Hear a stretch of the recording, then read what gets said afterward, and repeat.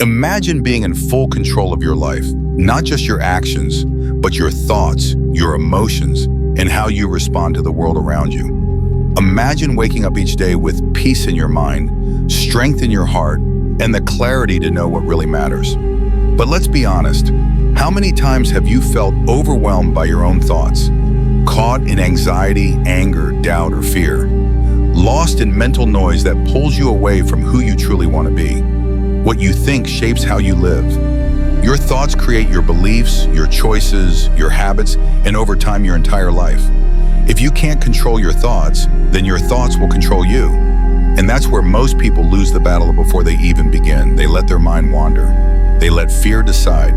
They let old stories and emotions lead them down the same path again and again. But that ends today. Today, you're going to learn how to fix your life by starting with your thoughts. These 15 lessons in Stoicism are not just ideas from the past. They are powerful tools for right now. They will show you how to think with clarity, act with strength, and stay calm no matter what life throws at you. So get ready, because once you learn to master your thoughts, everything else in your life begins to change.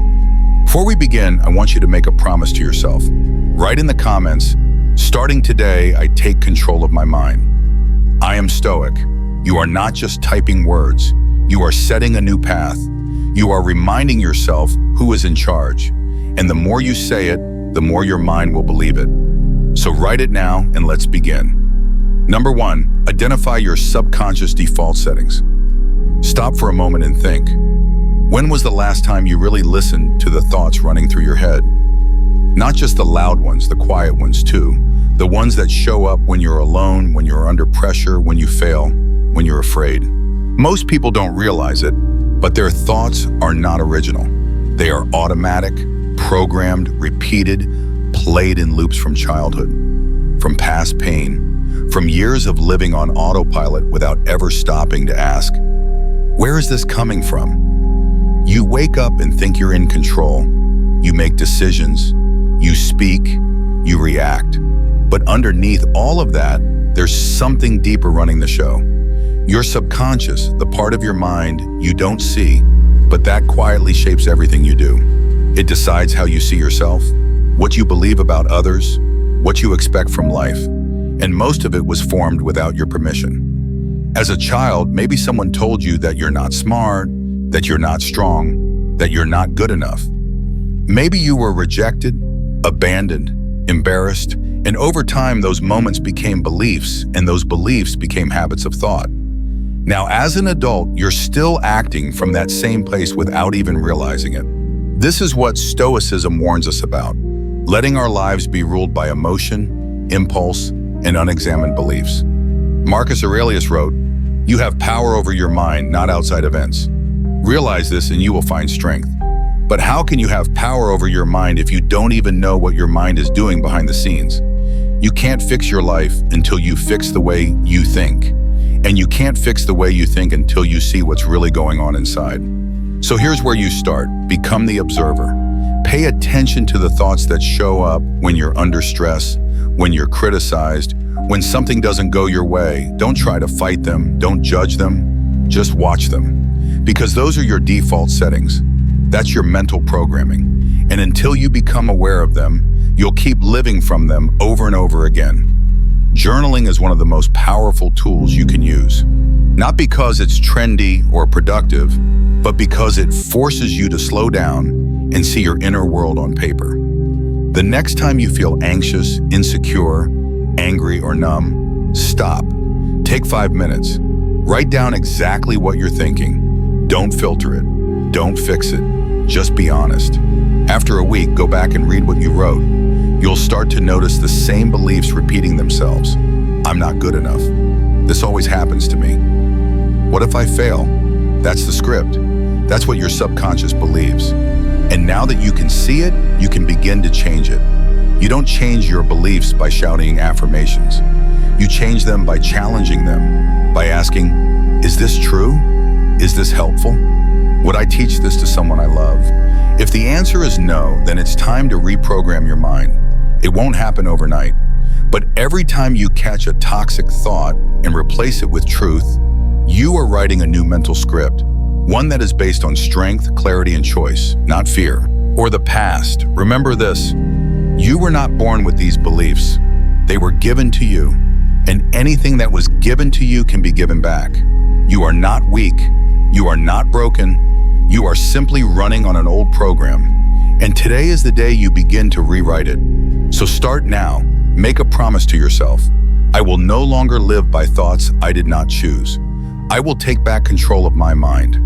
This is the first step, the most important one, because once your mind is free, everything else begins to change. Number 2, master the internal language of causality. Think about the last time something didn't go your way. Maybe you failed a test. Maybe you lost an opportunity. Maybe someone rejected you, or life simply didn't give you what you expected. Now ask yourself, what did your mind say afterward? I guess I'm just not lucky. People never see my worth. This always happens to me. Without even realizing it, your brain creates a story to explain what happened. And that story becomes the truth you live by.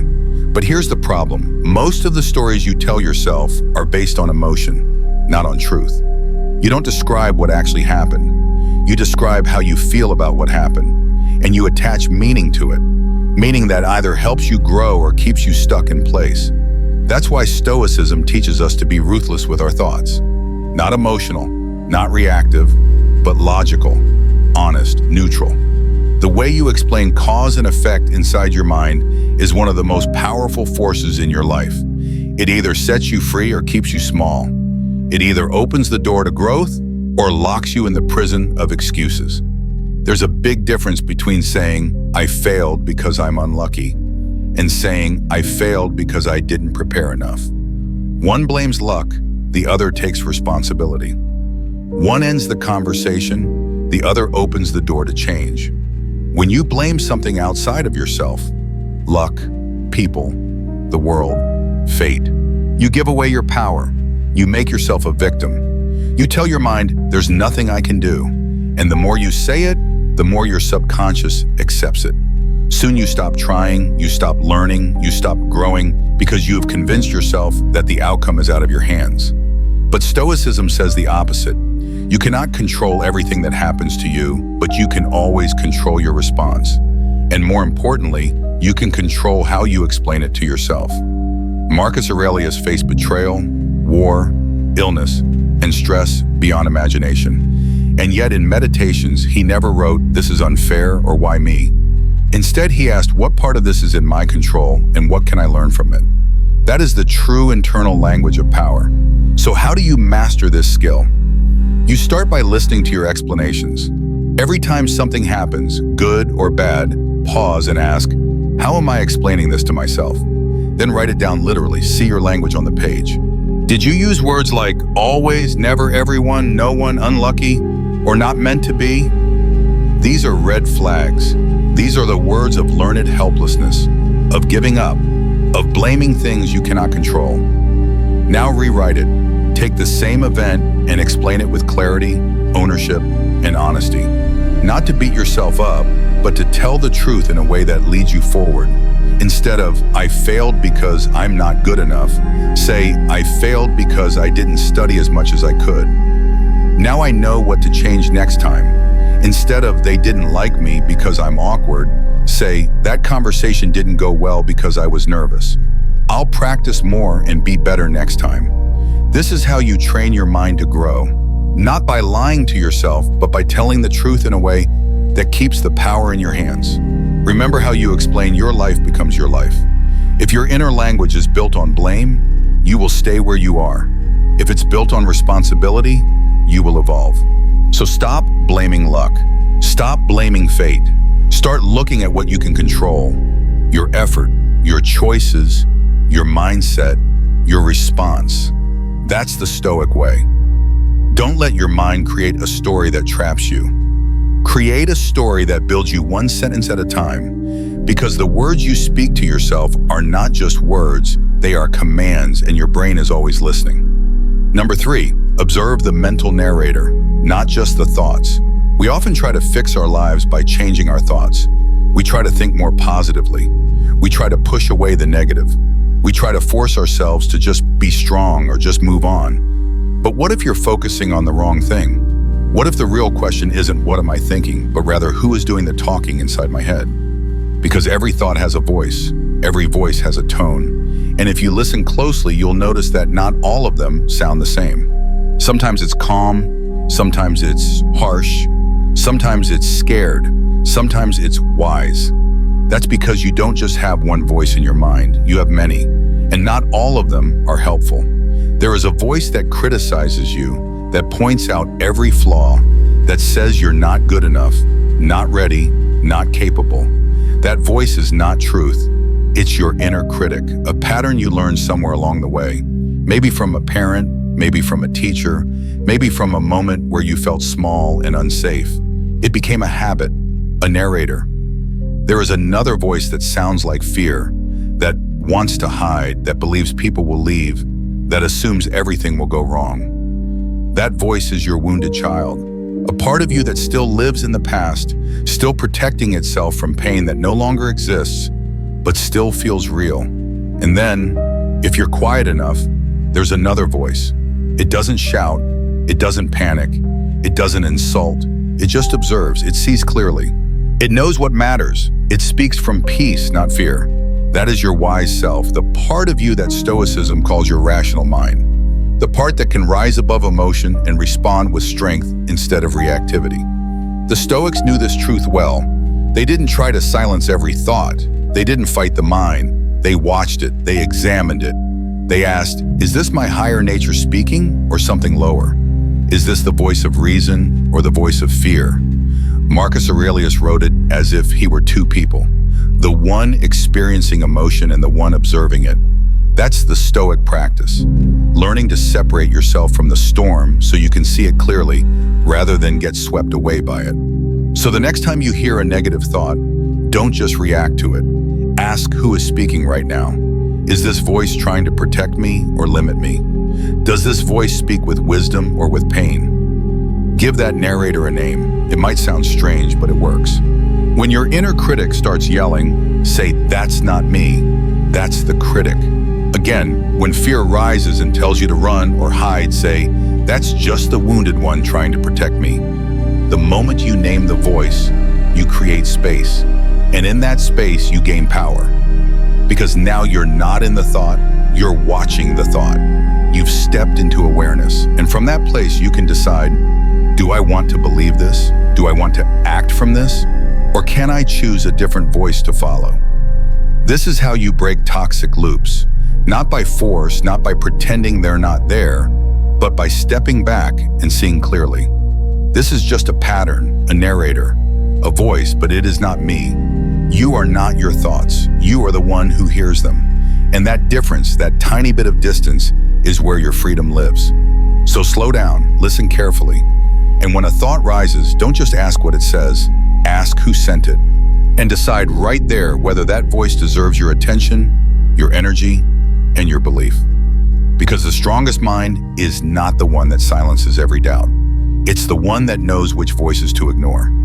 Number 4, use thought-driven identity sculpting. Who do you think you are? Not what's written on your ID, not your job title, not your past mistakes or your achievements.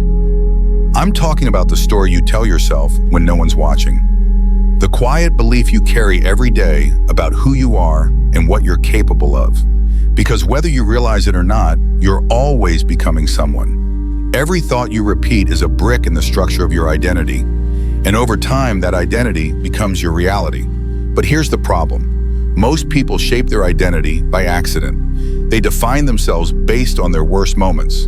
They repeat thoughts like, I've always been anxious, or I'm not a confident person, or I'm trying not to be angry anymore. And without knowing it, they keep reinforcing the very identity they want to escape. That's why Stoicism is so powerful. It doesn't just teach you to manage your emotions. It teaches you to become someone else on purpose. Not by pretending, not by forcing, but by choosing thoughts that match the version of yourself you want to build. Instead of thinking, I'm trying not to lose my temper, think, I am calm, I am composed, I lead with clarity. Instead of saying, I hope I don't mess this up again, say, I act with courage. I learn, I improve. Instead of repeating, I'm bad at this, choose, I'm someone who figures things out.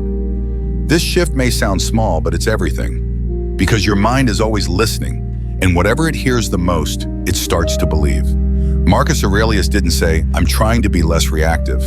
He wrote to himself as a man already committed to wisdom, justice, self-control, and courage. He reminded himself of who he was becoming, not just what he was trying to fix. That's identity sculpting. It's not about faking perfection. It's about thinking as if the person you want to become is already inside you and you're letting them lead. Think about it like this. Your current thoughts are carving out the shape of your future self. Every time you think with intention, you're chiseling away what doesn't belong. You're sharpening the edges. You're building a form stronger, calmer, wiser, and the more consistent your thoughts, the faster the shape appears. But you have to be deliberate. You can't wait until you feel like it.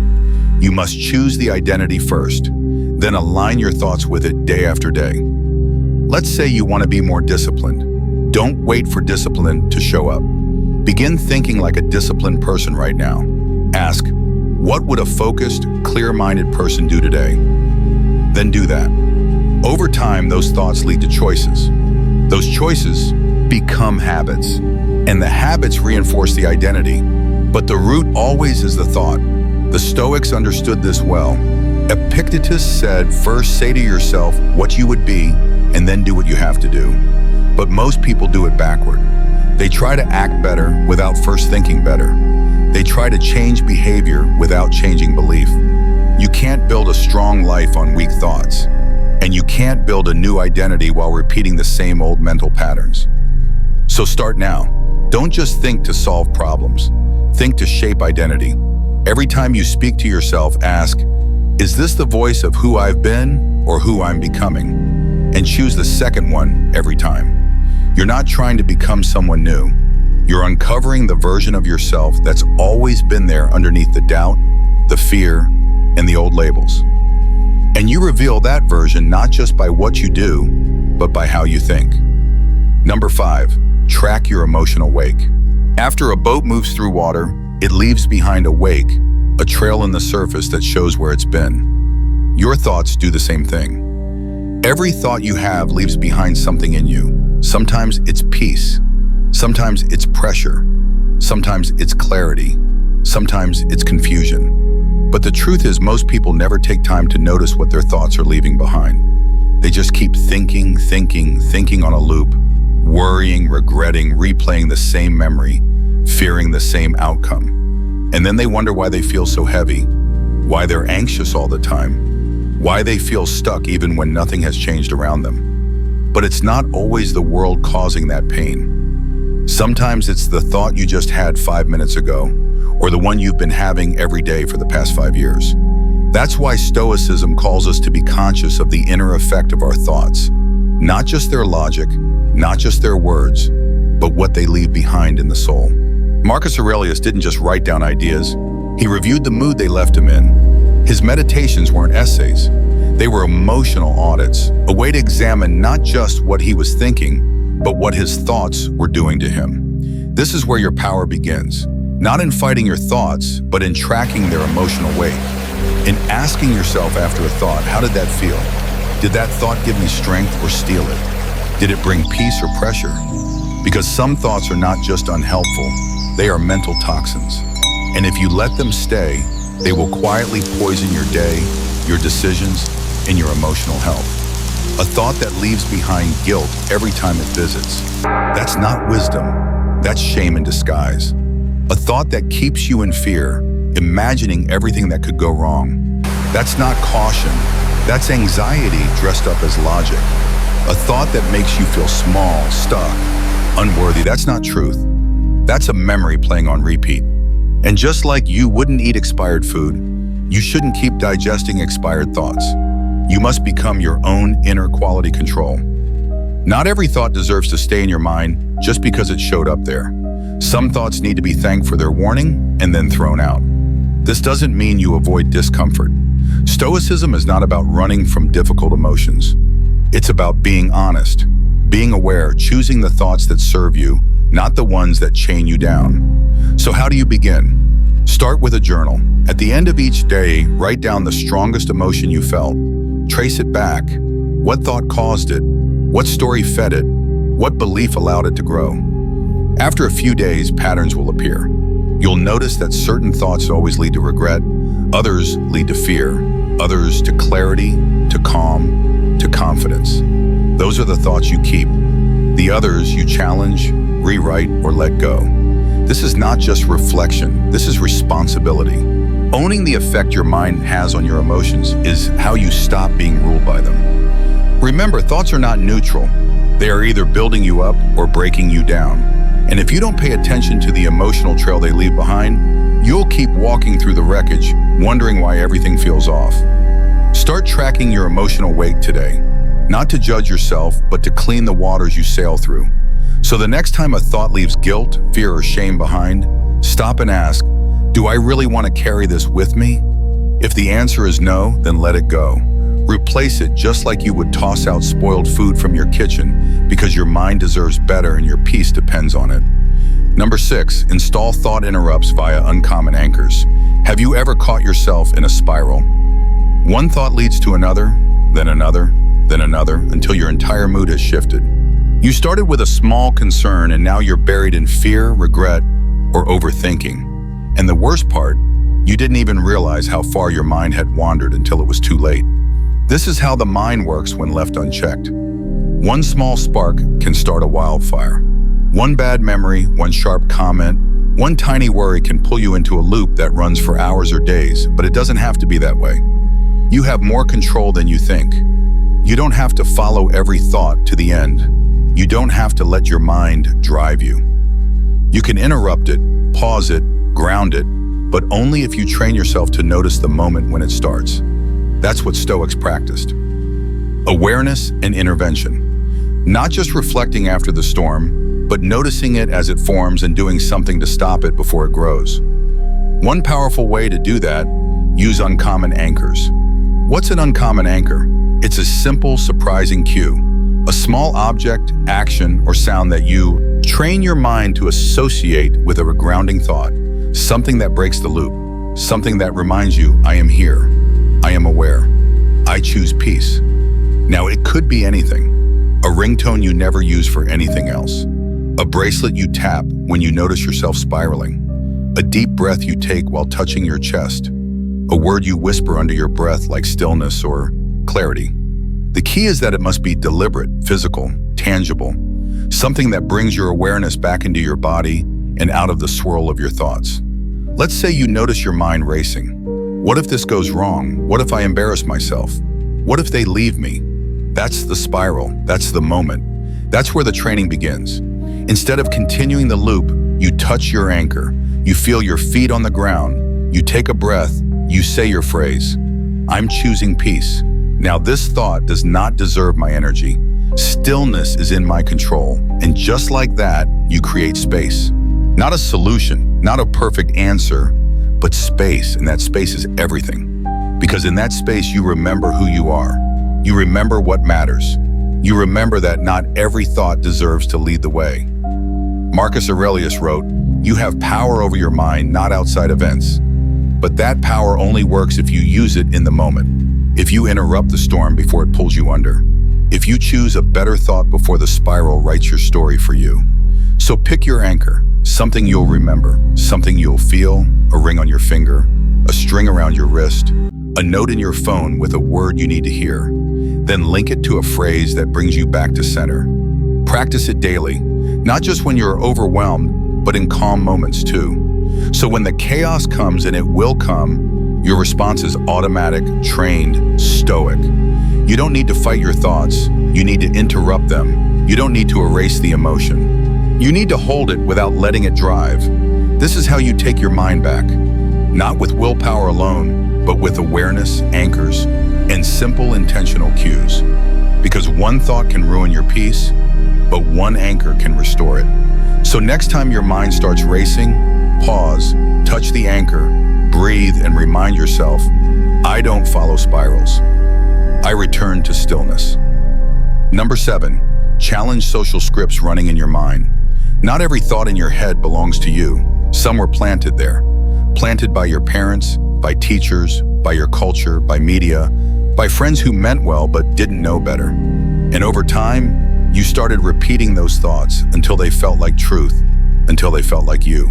But stop and ask yourself, how many of your beliefs are actually your own? How many times have you thought success means having a big house, or by this age I should have done more, or real men don't cry, or I have to look a certain way to be worthy, without ever questioning where those ideas came from? These are social scripts, mental programs that society runs in the background of your mind. They tell you who you should be, how you should act, what your timeline should look like, what's acceptable, what's impressive, what's valuable. But Stoicism teaches you to live according to nature, not according to the noise, according to your reason, your principles, your truth. Marcus Aurelius never said, "I need to be more like that other emperor." He said, "The opinion of 10,000 men is of no value if none of them know the truth." You must ask the same thing, because the truth is the world is loud. It will hand you a script the moment you're born. It will tell you what success is supposed to look like, what kind of life earns respect, what kind of personality is lovable. And unless you pause to question it, you'll spend your whole life chasing a goal that was never yours to begin with. So here's what to do when you catch yourself in a stressful or repetitive thought. Stop and ask one simple question. Who wrote this thought? Was it you, or was it handed to you? Was it shaped by your own values, or shaped by someone else's approval? Is this something that truly matters to you, or something you were taught to want? Because you can't build peace on borrowed beliefs. You can't live with strength while chasing someone else's definition of success. You can't be grounded if you're living by a script that was never meant for you. Start listening to the mental phrases that repeat in your head. I should be further ahead. I'm not successful enough. I'm too quiet. I need to prove myself. I need more followers, more money, more attention. Then dig deeper. Who benefits from that thought? Who does that belief serve? Is it rooted in truth or just tradition? Are you trying to live wisely? Or are you just trying not to fall behind in a race you didn't choose? This isn't about rebellion for the sake of rebellion. It's about alignment. It's about living from a center that is truly yours. Not from pressure, not from fear, not from someone else's Instagram feed. It's okay to want things, but want them for the right reasons. It's okay to set goals, but set them because they match your principles, not because they make other people applaud. The Stoics weren't flashy. They weren't chasing trends. They were chasing virtue. They were anchored in a reason, in meaning, in internal strength. They questioned the crowd. They chose depth over display, purpose over popularity. So the next time you feel like you're behind in life, ask behind according to whom. The next time you think you should be something, ask says who. And the next time you feel unworthy, ask whose standard am I trying to meet? Because the moment you begin to challenge the script, you begin to write a new one, your own. And that's the only kind worth living. Number 8, treat unwanted thoughts like junk mail. Not every thought in your head deserves your attention. Just because a thought shows up doesn't mean it's useful. Just because it feels real doesn't mean it is real. Just because it's loud doesn't mean it's wise. Some thoughts are just noise, clutter, junk mail delivered straight to your mental inbox. You didn't ask for it. You didn't create it. It just appeared. I'm a failure. No one really likes me. Nothing ever works out. I'll never be enough. These are the kinds of thoughts that slip in without warning. You're having a normal day, and suddenly your brain delivers something toxic, something cruel, something that makes your heart sink. And if you're like most people, your first reaction is to argue with the thought, to explain why it's wrong, to fight it, to reason with it. But here's the truth. The more energy you give it, the more power it gains. That's why Stoicism teaches something different, something simpler, something far more effective. Don't wrestle with every thought. Don't argue with it. Label it, then move on. Treat it like spam. When you open your email and see a message that says you've won $1 million or urgent, click here to claim your prize.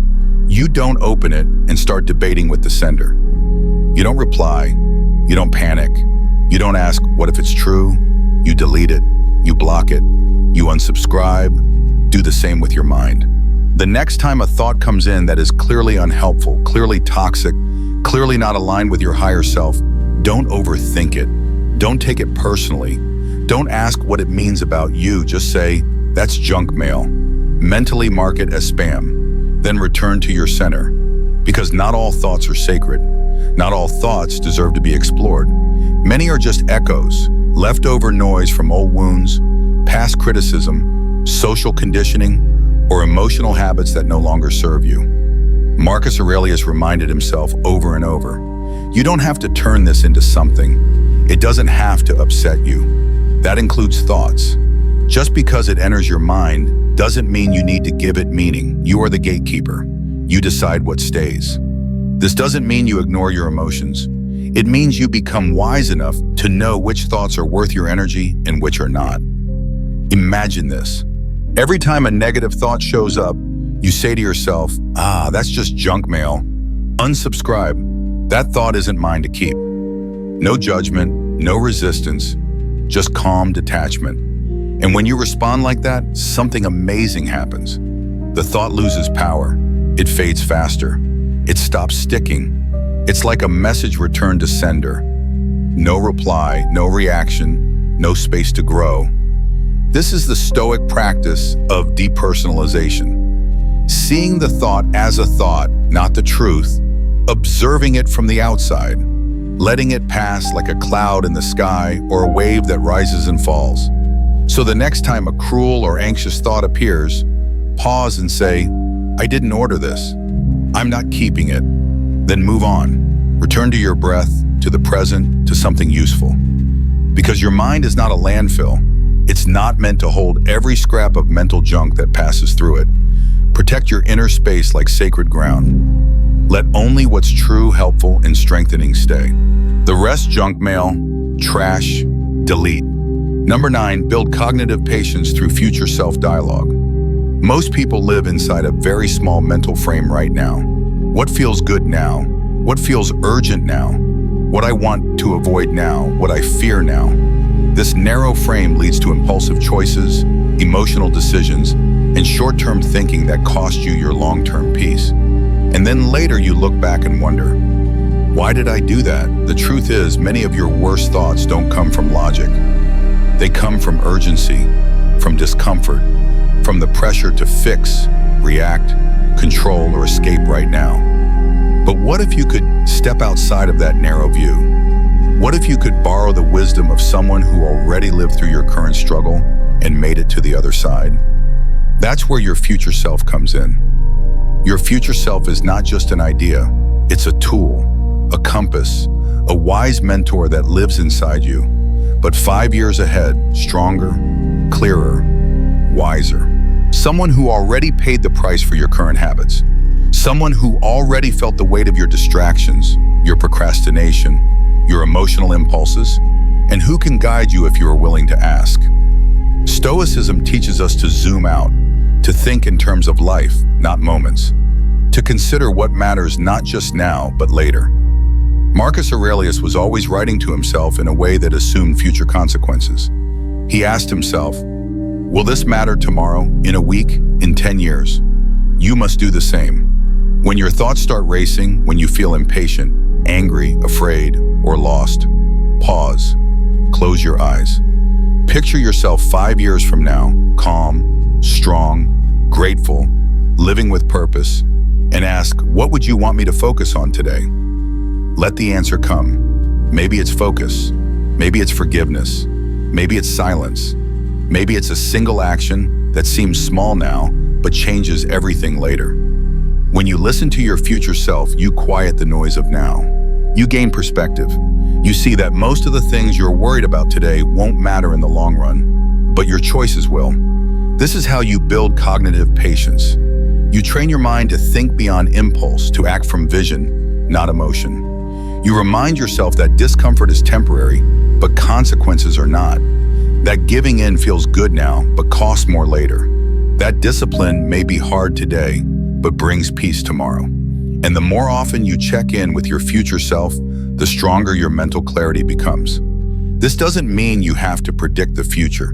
It means you start honoring the direction you want to grow. You stop asking, what do I feel like doing, and start asking, what would the future me thank me for? It's a different way of thinking, a higher way. So next time you're tempted to quit early, snap in anger, scroll instead of work, or escape instead of reflect, pause, ask, if I keep doing this for 5 more years, where will I end up? Then ask, what would my future self want me to do right now? That voice, calm, wise, patient, is the voice you want to follow. That's your compass. That's your inner Stoic, the one who sees beyond the moment. Because the goal isn't just to think better, it's to think longer, to widen your view, to build the kind of mind that sees beyond today's emotion into tomorrow's truth. So start the conversation not with fear, not with guilt, but with honesty. Hey, future me, I'm listening. What matters today? The answer may be simple, but it will always be the right one. Number 10, upgrade your metaphorical framework. Your mind speaks in metaphors. Even when you don't notice, your thoughts are shaped by the symbols and comparisons you carry inside. You don't just think in facts, you think in stories. You use language that gives shape to your world, sometimes without even realizing it. You say things like, life is a battlefield. I'm drowning in stress. I'm carrying a heavy burden. This is a race I can't win. I'm stuck in a storm. I need to armor up. And you may think these are just figures of speech, but they're more than that. They're mental blueprints. Every metaphor you live by changes how you see yourself, others, and your situation. If you say life is a battlefield, then every person might look like an enemy. Every challenge becomes a threat. Every mistake feels like defeat. And slowly your thoughts become more defensive, more combative, more tense. Because you're not just describing life, you're interpreting it through that lens. But what if you change the metaphor? What if instead of a battlefield, life became a garden? In a garden, not everything is urgent. Not everything is life or death. Some things take time. Some seasons are for planting, others for growing. You expect setbacks. You make space for rest. You focus on tending, not fighting. You water what matters. You remove what harms. You let the sun and time do their work. And your thoughts change with it. You begin to think, what can I nurture today? What weeds do I need to pull from my thinking? What needs more light? Where can I be more patient? The metaphor shifts everything. The Stoics knew this power well. Marcus Aurelius often compared life to a play where you don't get to choose the script, but you do get to choose how well you perform your role. Epictetus used the image of an archer. Your job is to aim well, not to control the outcome. Why did they do this? Because metaphors shape mental framing, and mental framing shapes behavior. So here's the question. What metaphors are you living by? Are they helping you or hurting you? When you say you're carrying a heavy burden, ask yourself, what if you're actually growing stronger through pressure? When you say you're stuck, ask what if you're actually in a cocoon, not a cage. When you say I'm running out of time, ask what if you're planting for the long game? The metaphor isn't just poetic, it's practical because your brain responds to imagery, and the images you repeat to yourself create your emotional atmosphere. If you live in the language of war, don't be surprised if your mind always feels tense. If you speak the language of lack, don't be surprised if your mind always feels empty. But if you train your thoughts in the language of growth, of balance, of seasons, your mind will learn to breathe again. So today, pause. Listen to the way you describe your life, your journey, your emotions. Ask, what metaphor have I been living by? And more importantly, what new metaphor could guide me forward? You don't have to force it. Just pick one that speaks to where you want to grow. Maybe life is a garden. Maybe life is a classroom. Maybe life is a mountain climb. Maybe life is a river. You don't control the current, but you learn how to move with it. Whatever you choose, let it be one that brings strength, not stress. One that calms your mind instead of triggering it. One that reminds you you are not stuck. You are being shaped. Because in the end, how you describe life becomes how you experience it. So choose your metaphors like you choose your thoughts intentionally, wisely, and with the future in mind. Number 11, use thought minimalism to declutter mental bandwidth. Your mind has limits, not limits in strength or potential, but in space and energy, in focus. And just like a physical room can be filled with clutter, so can your thoughts. You wake up and your brain is already running. What should I wear? Did that message mean something? What if I mess up today? Should I do this or that? Why am I behind in life? What do they think of me? By noon, you're exhausted, not because you did too much, but because you thought too much. This is where thought minimalism becomes essential. Minimalism isn't just about having fewer things, it's about creating space for what matters. And that principle applies directly to your mind. You don't need to think about everything. You don't need to have an opinion about everything. You don't need to argue with every thought that shows up. You don't need to make 100 small decisions that drain your energy before the real work begins. The Stoics understood this deeply. They didn't fill their minds with gossip, with over-analysis, with emotional clutter. They focused on clarity, purpose, virtue, what's in their control, and nothing more. Marcus Aurelius reminded himself often, if you seek tranquility, do less. Or more precisely, do what's essential because doing less better leads to peace. The same goes for your thinking. So how do you practice cognitive simplicity? Start by treating your mental space like real estate. Limited, valuable. You wouldn't fill your home with junk you never use. So why fill your mind with repetitive worries, overthinking, and useless opinions? Here's how you begin. Reduce small decisions. Wear the same kind of outfit. Eat the same basic breakfast. Structure your mornings the same way. Simplicity in the small things creates space for bigger things. Don't argue with every thought. Not every idea needs a debate. Not every emotion needs a response. Some thoughts are just passing noise. Let them pass. Limit your inner commentary. You don't need to narrate your day in your head like a movie script. You don't need to label everything that happens as good or bad. Sometimes things just are. Cut back on opinions, especially about things you can't control. Politics, drama, other people's lives. Most of it is distraction. The more you weigh your mind down with commentary, the less space you have for focus, growth, and peace. Choose your focus for the day, then protect it. Wake up and ask, what's essential today? Then filter every other thought through that lens. If it doesn't serve your purpose, let it go.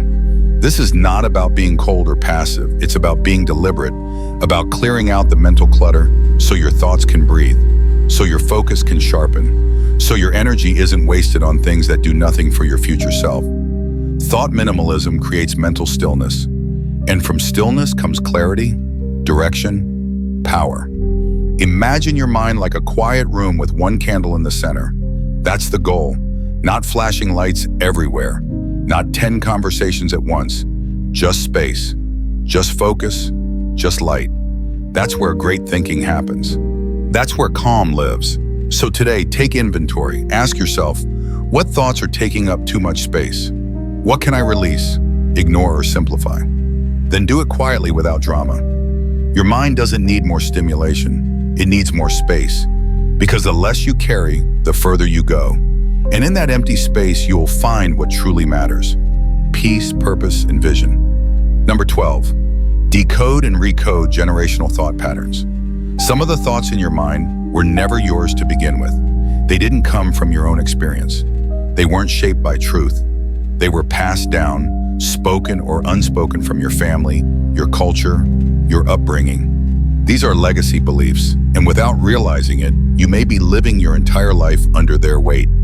You think I'm not good with money, but maybe that belief came from hearing money is evil, or people like us never have enough. You think I shouldn't cry or talk about emotions. But maybe that's because you were raised hearing men don't cry or toughen up. You think I have to put everyone else first. But maybe that belief was passed to you through years of watching someone in your home give everything and never ask for help. These thoughts aren't just random, they're inherited. And if you don't pause to examine them, they will quietly shape every part of your life. This is where Stoic awareness must meet emotional honesty. Marcus Aurelius didn't just reflect on the present, he examined where his values came from. He wrote about what he learned from his father, his mother, his mentors. Then he chose which of those lessons to keep and which to grow beyond. You must do the same. Because not all inherited beliefs are wise. Some are built on fear, some on trauma, some on survival, Some were useful in the past but are harmful in the present. So how do you begin to decode and recode? Start by listening for patterns. Catch the beliefs that repeat when you're under stress, shame, or fear. Then ask yourself, where did I learn this? Did someone in my family believe this too? Is this actually true or just familiar? When you find a belief that feels inherited, write it down, literally name it. For example, inherited belief. Talking about emotions is weakness. New true statement. Vulnerability when chosen with wisdom is strength, or inherited belief. Money makes people greedy. New true statement. Money is a tool. Its effect depends on how I choose to use it. This is how you begin to recode. You don't just reject the old thought, you replace it with something stronger, clearer, wiser, something you choose. Think of your mind like a computer. Some programs were installed by others long before you knew how to protect your system. But now you're the programmer. You can remove what's outdated. You can write new code. This isn't about blaming your family or culture. It's about breaking unconscious cycles. Maybe your parents did the best they could. Maybe their beliefs helped them survive.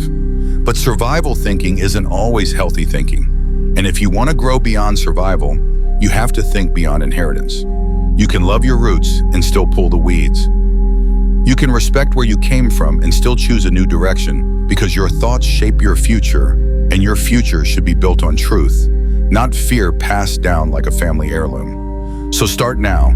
Ask, which thoughts in my mind don't feel like mine? Which beliefs do I want to carry forward, and which ones end with me? This is the work of mental strength. Quiet, brave, generational. You're not just thinking for yourself. You're clearing space for the next version of you. The version who leads, not just reacts. The version who lives from clarity, not legacy. Remember, inheritance is automatic. Awareness is intentional. You didn't choose the beliefs you were handed, but you do get to choose which ones you keep. Number 13, tune your inner soundtrack with thought-based mood engineering. Every day, your mind plays a soundtrack. You might not hear it out loud, but it's always running in the background. It sets the mood. It shapes your emotions. It decides the rhythm of your day, whether you feel calm or chaotic, focused or foggy, powerful or powerless. And here's the truth. That soundtrack is built by your thoughts. If you start the day with anxiety, the music is fast and messy. If you start with regret, the tone is low and heavy. If you start with intentional, empowering thoughts, the rhythm is steady, clear, strong. That's why Stoics didn't leave their mental state to chance. They engineered it. They shaped their mindset before the world could shape it for them. Marcus Aurelius opened each morning with reflection. He reminded himself of who he was, what mattered, and how to stay calm no matter what came his way. He was tuning his emotional state like an instrument on purpose. You can do the same. This is mood engineering, not with music, but with thoughts. Start by understanding this. Your mind takes cues from your thoughts, the same way your body takes cues from sound. Just like a sad song can make you emotional, a negative thought can lower your energy. Just like an upbeat track can lift your spirit, a clear, powerful thought can set the tone for the whole day. So instead of letting your thoughts wander, build a mental playlist in the morning before you check your phone. Before the noise of the world gets in, press play on your own internal soundtrack. Repeat phrases like, I am equipped for what's ahead. I don't need to control everything to be at peace. I choose clarity over chaos. I am here to lead, not react. Today I respond with intention. These aren't empty affirmations. These are anchors. Intentional thoughts that shape emotional tone, not because they change your circumstances, but because they change the way you meet them. Let these thoughts run in the background of your mind while you move through your morning. Let them replace the mental noise of stress, doubt, and distraction. You're not ignoring problems. You're tuning yourself so you can face them better. Just like a warrior sharpens their sword before battle, you sharpen your mindset before you step into the day. This practice doesn't need to take long. 2 minutes, 5 phrases. That's enough to shift the entire mood of your inner world. Because if you don't choose your thoughts, the world will choose them for you. Social media, headlines, emails, expectations, they'll all flood your mind with noise the moment you open the door. And if your soundtrack isn't already tuned, You'll get swept into someone else's rhythm, but not you, not anymore. You're building your own score, your own tone, your own internal music. And every time you catch your mood slipping, pause. Don't try to fix your emotions. Go back to the source. Ask, what thought is playing right now? Is this the mood I want to live in? What track do I need to switch to? Then choose again, because moods are not random. They are engineered, and your thoughts are the tools. So start each day not with noise but with notes. Clear, chosen, grounded. Let your first thoughts be your strongest ones, and let them echo all day long like the beat of a drum behind everything you do. Number 14, use silent rehearsals to reshape future behavior. Most people wait for life to happen before they decide how to respond. They walk into stressful situations without preparation. They rely on hope, instinct, or emotion to guide them. And when they react poorly, snapping in anger, shrinking in fear, freezing in doubt, they tell themselves, next time I'll do better. But Stoicism teaches us something deeper. You don't rise to the level of your intentions. You fall to the level of your preparation. If you want to act with clarity under pressure, you must practice before the pressure shows up. This is where silent rehearsal becomes one of your greatest mental tools. Silent rehearsal means imagining a moment before it happens and rehearsing how you'll respond with intention, not impulse. It means mentally walking through the scenario step by step and choosing your thoughts before reality gives you the chance. It's not pretending. It's not controlling the future. It's pre-living it with wisdom. Let's say you have a difficult meeting tomorrow. You know someone might challenge you. You know tension might rise. You have two choices: wait and hope for the best, or rehearse now how you'll respond. Calm, clear, grounded. You close your eyes. You see the room. You hear their words. You feel the emotion rise in your chest. And instead of reacting with heat or fear, you mentally respond with strength. I will not be pulled out of my character. I will speak with clarity, not ego. This moment does not get to control me. And just like that, you've rehearsed your identity. You've told your nervous system what to expect. You've created a mental pathway for poise, not panic. You've chosen your script in advance. This is not wishful thinking. It's neurotraining. Your brain doesn't fully distinguish between real experience and deeply imagined experience. When you visualize with focus, you're already laying down the mental wiring for who you want to become. Marcus Aurelius did this every morning. He didn't just plan his tasks. He anticipated difficulty. He rehearsed how to meet rudeness with patience, crisis with control, offense with inner stability. He mentally prepared so he wouldn't be surprised and therefore wouldn't be shaken. You can do the same every day before the conversation, before the deadline, before the temptation to scroll, avoid, or give up. Rehearse. You already do it, but often in reverse. You play out worst-case scenarios. You imagine failure. You visualize embarrassment. That's rehearsal too, but for the outcome you don't want. Stoicism flips the script. It asks, why not rehearse strength? Why not pre-train the mind to be who you want to be when it matters most? Silent rehearsals don't take much time. A few minutes of clear visualization is enough. The key is intentionality. Feel the emotion. Then practice keeping your posture. Practice the tone of your voice. Practice your breath. Practice the sentence that brings you back to center. This is what elite athletes, stoic leaders, and focused creators all do. They live the moment before it arrives. So tomorrow when the pressure hits, you won't be improvising. You'll be stepping into a role you've already practiced, a state you've already prepared, a mindset that's already been lived silently but powerfully. Because the person who prepares in thought is the person who performs with grace. So start now. Ask what challenge is ahead of me. How do I want to meet it? Who do I want to be in that moment? Then close your eyes, breathe, rehearse it silently, strongly, stoically. Number 15, develop a personal philosophy of thought responsibility. Your mind is a garden. Every thought you entertain is a seed. Some grow into strength, some into fear, some into clarity, some into confusion. And if you're not careful, if you don't choose with intention, you will wake up one day surrounded by weeds you never meant to plant. This is why you need a personal philosophy of thought responsibility. A code, a standard, a quiet rule you live by even when no one's watching. Something like every thought I nurture is a seed I plant in my reality, because that's exactly what's happening. Whether you see it or not, the thoughts you give your energy to shape your emotions, shape your actions, and shape the quality of your life. You are not just a thinker. You are a curator, a builder, a cultivator. And once you understand that, everything changes. Most people treat their minds like open land. Anything can come in. Any thought can stay, any fear, any memory, any voice, any opinion. They don't question it, they just let it take root. And over time, those thoughts grow. They multiply. They create moods, patterns, beliefs, and behaviors. And because no one taught them otherwise, they think this is just who I am. But it's not. You are not your weeds. You are the one who can clear them. That's what a personal thought ethic does. It reminds you that you are responsible for what you allow to grow inside you. The Stoics understood this deeply. Marcus Aurelius wrote, "The soul becomes dyed with the color of its thoughts."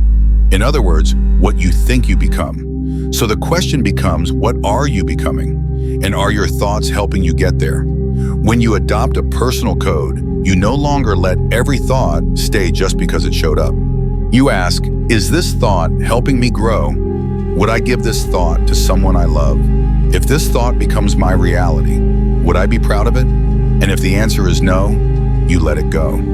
You choose something better, something wiser, something aligned with who you want to become. You stop being a passive consumer of mental content.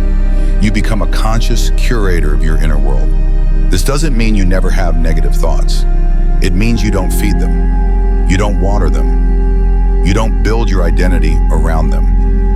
It's okay to notice fear, but don't give it a bed to sleep in. It's okay to remember pain, but don't replay it on a loop. It's okay to question yourself, but don't let doubt drive the story. You can feel everything, but you don't have to follow everything. This is maturity. This is discipline. This is thought responsibility. So make this your ethic, your quiet promise, your invisible oath. Every thought I nurture is a seed, and I only grow what I want more of in my life. Peace, wisdom, courage, stillness, direction, purpose. That's the garden you're here to build. Let others fill their minds with noise. Let others be ruled by thoughts they never questioned. Not you. You are the gardener, the curator, the stoic. And from this day forward, your thoughts are no longer random. They are chosen intentionally, quietly, powerfully, because you know that what you think is who you become. Your life doesn't change when the world changes. It changes when your thinking does. These 15 lessons were not just ideas. They were tools. Tools to help you stop reacting and start rebuilding from the inside out. You've learned to wake up with purpose, to track your emotions, to interrupt toxic loops, to decode inherited beliefs, to tune your mental soundtrack, to rehearse strength before the moment comes, to plant only the thoughts you want to grow. This is what it means to live like a stoic. Not cold, not rigid, but intentional, focused, free. And now the question is not, did you watch? It's what will you do with what you now know? Now it's your turn. Drop a comment and finish this sentence. Starting today, I take responsibility for my thoughts by let the world see your commitment. Let yourself see it in writing. That one sentence may be the first step to becoming the version of you that's been waiting. And if this hit you deeply, subscribe. Not for more noise, but for more clarity, because the next video won't just feed your mind, it will train it. Have you ever experienced the feeling of being constantly overlooked even when you put forth your best effort? Have you ever wondered why some people seem to effortlessly attract attention while others silently struggle to be noticed? Today, we are going to explore 9 powerful psychological strategies, all rooted in Stoic teachings that once understood and applied can elevate your influence and help you become a priority in any situation. If this is your first time on my channel, I ask for your support by subscribing and liking this video, as it helps me continue to create more content like this in the future. Among these strategies, there is one that stands out for its subtle yet profound impact, a tool that you may have unknowingly used yourself. Through the lens of Stoic philosophy, you will not only gain a deeper understanding of human psychology, but also learn how to transform the dynamics in your encounters, even in ordinary everyday situations. I encourage you to stay with me until the end of this journey because each strategy, each piece of this puzzle complements the next. If you miss any of these elements, you risk missing the complete picture that they form together. If you share my passion for personal growth, please take a moment to click on the notification bell and subscribe. This commitment is essential as the strategies we discuss here should be seen as tools to understand human behavior and navigate the complexities of social interactions in an ethical manner. These techniques aim to increase influence and awareness, allowing you not only to comprehend the subtleties of the human mind, but also to use that understanding to guide your actions and shape your relationships with others. Now, are you ready to uncover what has been hidden in plain sight? Together, let's decipher the secrets and strategies that have been operating in the shadows, waiting to be illuminated by the power of understanding. The first strategy centers on mastering emotions. Every individual, regardless of age or background, is influenced by emotions to some extent. They shape our actions, reactions, and interactions. However, few people have truly learned to master the art of understanding and subtly influencing emotions, not just within themselves, but also in others. This mastery, once attained, can position you as an essential figure in any social setting. It's well known that people are naturally drawn to stability, particularly emotional stability, and Stoicism teaches us the value of remaining calm, composed, and rational in situations where others might falter. When you demonstrate the ability to stay steady in the face of adversity, you instantly stand out like an anchor in a stormy sea. Others will naturally seek your guidance, placing you on a pedestal. However, remember that this is not about suppressing emotions, but about understanding and channeling them effectively. As Epictetus once said, we cannot choose our external circumstances, but we can always choose how we respond to them. This is the essence of this strategy. By demonstrating control over your reactions, you inspire trust and confidence in others. You also gain the ability to subtly guide the emotions of those around you. If your calm words can soothe someone's anger, or if your empathetic sadness brings comfort to someone in pain, you become a lighthouse drawing others to you. But this power is not a mere game. It is a responsibility that must be handled with care. There is a deeper level to this beyond simply radiating calmness. To truly excel, you must learn to read the emotional currents of any room. Recognize unspoken feelings and respond to them. When you do this, you'll see how people become more receptive to you, not because you are manipulating them, but because you are genuinely understanding and connecting with their true essence. Now, with this understanding of emotions in your grasp, only one more strategy remains. Can you guess what it is? You might have been using it without even realizing it. The power of disengagement, or the ability to walk away when necessary. There is a subtle force in the act of moving away from a situation when it calls for it. This is not a sign of cowardice or indifference. It is a demonstration of self-worth and recognition of your own value. When you trust in your worth, stepping away from a situation becomes a choice, not a reaction. Many people associate attachment with care and commitment, but attachment can easily become a chain that keeps you bound to situations and people who do not appreciate you. Always being available, always giving, can diminish the value of what you offer. Others may begin to take your presence and contributions for granted. When this happens, the balance is disrupted and you risk becoming undervalued. It is not about playing hard to get, but about making yourself unforgettable. As Seneca once said, it is not the man who has little, but he who yearns for more who is truly poor.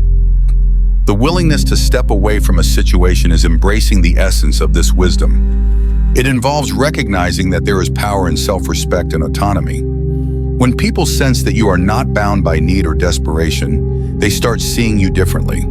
They begin to understand that your time, your skills, or even your company is a privilege and not something they are entitled to. By mastering this strategy, you show the world that your presence is a gift, one that can be taken away at any moment. Paradoxically, by demonstrating that you can walk away, many will now desire you, seeing in that strength something rare. In a world where holding on is the norm, your detachment becomes your crown. Applying these strategies brings a host of benefits. When implemented correctly, they can elevate your influence, strengthen your relationships, and place you in a position where people not only prioritize you, but also genuinely value your company. However, it is important to be cautious. As Stoics, these tactics should serve as tools for influence when necessary, not as mechanisms for manipulation or attention-seeking. Authenticity and integrity are crucial in using these strategies. Without these, not only would the approach be ethically questionable, but it could also be counterproductive in the long run. Now, let's consider the principle of reciprocity. Think about the last time a small gesture brightened your day, a surprise coffee from a colleague, a kind word from a friend, or an unexpected compliment. These seemingly trivial actions often leave a lasting impression because they touch on a powerful force in our human nature: reciprocity. This is the internal impulse that drives us to give back when someone shows us kindnesses beyond what is expected. Recognizing and harnessing this force can transform the way people perceive you and how they relate to you. As the philosopher Seneca once said, "While we teach, we learn." This perfectly captures the essence of reciprocity. By offering value, ideas, or even small favors without expecting anything in return, you sow seeds of goodwill. Over time, these seeds grow into relationships where people are inclined to support you, help you, and prioritize your needs. They may not even fully understand why they feel compelled to reciprocate, but there is an invisible bond created by genuine generosity.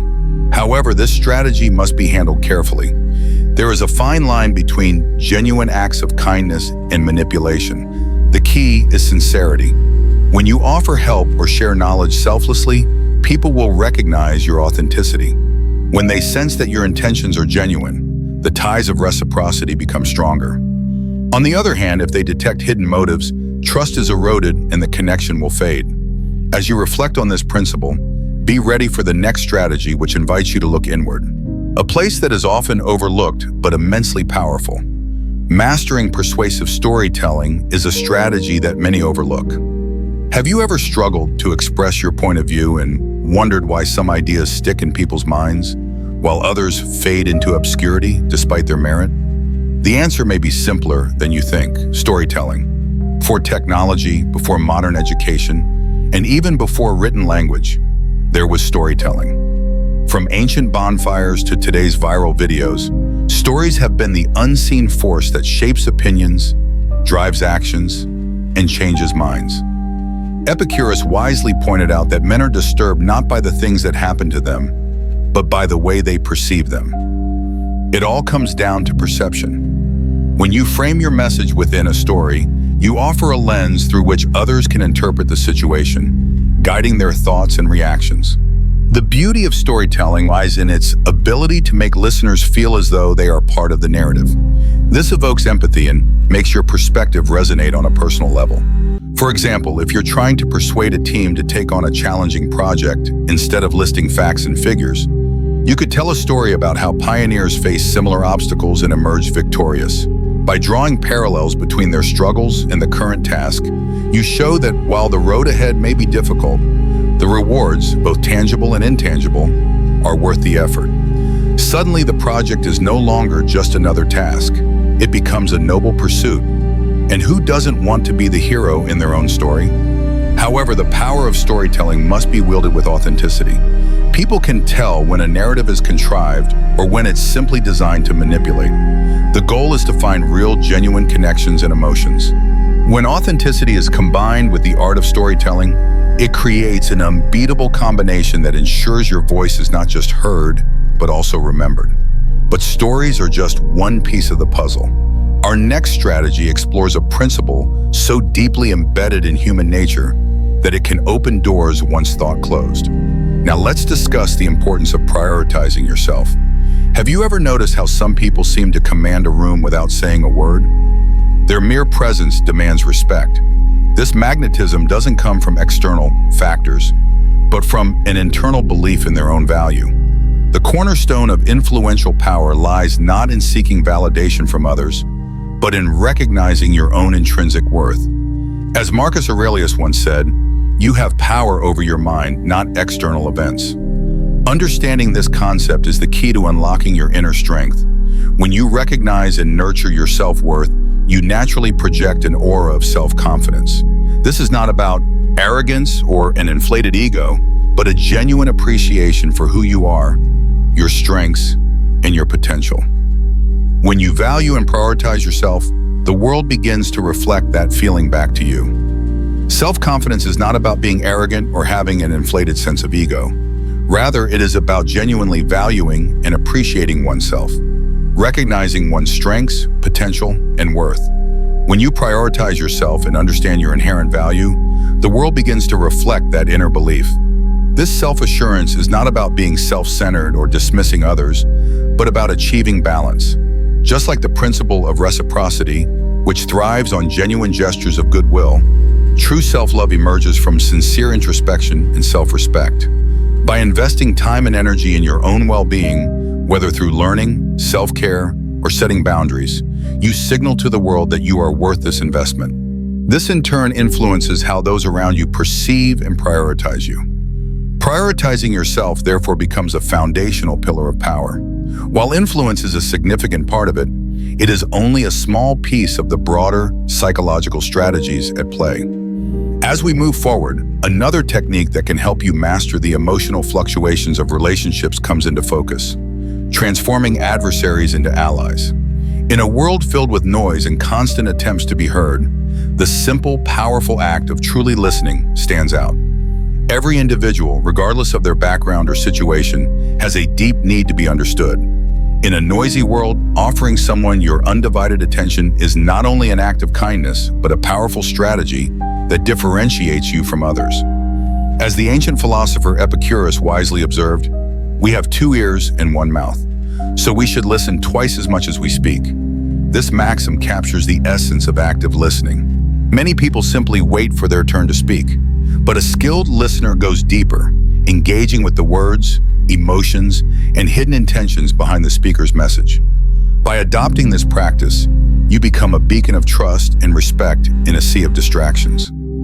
Offering a safe space for people to express themselves freely not only helps you understand their thoughts and desires, but also fosters an authentic connection. This connection positions you as someone others turn to for guidance and support, which in turn gives you significant influence over their lives. Listening authentically ensures that you are not just heard, but that your presence is valued and you are more often prioritized. Creating a sense of scarcity is another potent strategy rooted in human nature. Scarcity taps into an age-old instinct, the attraction to what is rare, elusive, and hard to attain. Just as a rare gem is more valuable than a common stone, people and experiences that are perceived as scarce are often held in higher regard. This doesn't mean playing games or being deceptive. Rather, it is about understanding the intrinsic human appeal of the uncommon. Imagine being in a meeting where everyone is eager to speak and be noticed, and then someone enters, makes a brief yet significant impression, and leaves soon after. The memory of this person lingers in people's minds far more than the ones who stayed for the entire duration. By not being constantly available, you create an aura of importance around your presence. Every interaction becomes a valuable exchange, a moment that people will remember. Marcus Aurelius once remarked that very little is needed for a happy life. It is all within you in the way you think. This perspective embodies the concept of scarcity. When you recognize and value your own time, others are more likely to do the same. However, the key is balance. Being too scarce can backfire just as being too available diminishes your value. The optimal approach is to be present when it counts, making those moments meaningful, and then retreating to focus on your own goals and well-being. Cultivating an air of mystery is another powerful tool in your arsenal. Human beings are naturally drawn to what is unknown, mysterious, and enigmatic. This universal curiosity can be transformed into an asset when you learn to maintain an element of mystery about yourself. It's not about being distant or aloof, but about strategically choosing what to reveal and when. There is a delicate balance between being engaging enough to capture others' attention and preserving just enough intrigue to keep them curious. Marcus Aurelius wisely noted that the goal of life is not to conform to the majority, but to avoid being among the foolish. In a world where oversharing is the norm, embracing a more reserved approach can help you stand out. People will pay attention when you speak and value your opinions more deeply. However, maintaining a sense of mystery does not imply dishonesty or manipulation. Authenticity remains key. It's not about fabricating stories, but rather about mastering the art of timing, revealing just enough to keep others intrigued without oversharing. As others become more curious about you, they naturally begin to prioritize your presence and ideas. This approach isn't just about surprising people, it's about recognizing the subtleties in human actions and strategically using them for your benefit. In essence, cultivating an air of mystery allows you to rise above the noise, becoming an intriguing enigma to those around you. When this strategy is combined with true authenticity, it elevates you to a place where you are not merely noticed, but truly valued. By making others look forward to your actions, you ensure that your presence leaves a lasting impact and your influence endures long after you have departed from a room. Another effective strategy involves the use of strategic silence. You've likely been in a situation, whether it was a heated debate, a tough negotiation, or even a casual conversation, where the urge to speak up seems overwhelming. Yet sometimes the most powerful tool you can wield is the choice to remain silent. While silence may be viewed as passive, it can actually be an active force that helps steer the conversation, assert your presence, and command genuine respect. Many people mistakenly believe that power is found in dominating the conversation, but it is often the observer, the one who carefully considers each word and listens attentively, who truly influences the course of events.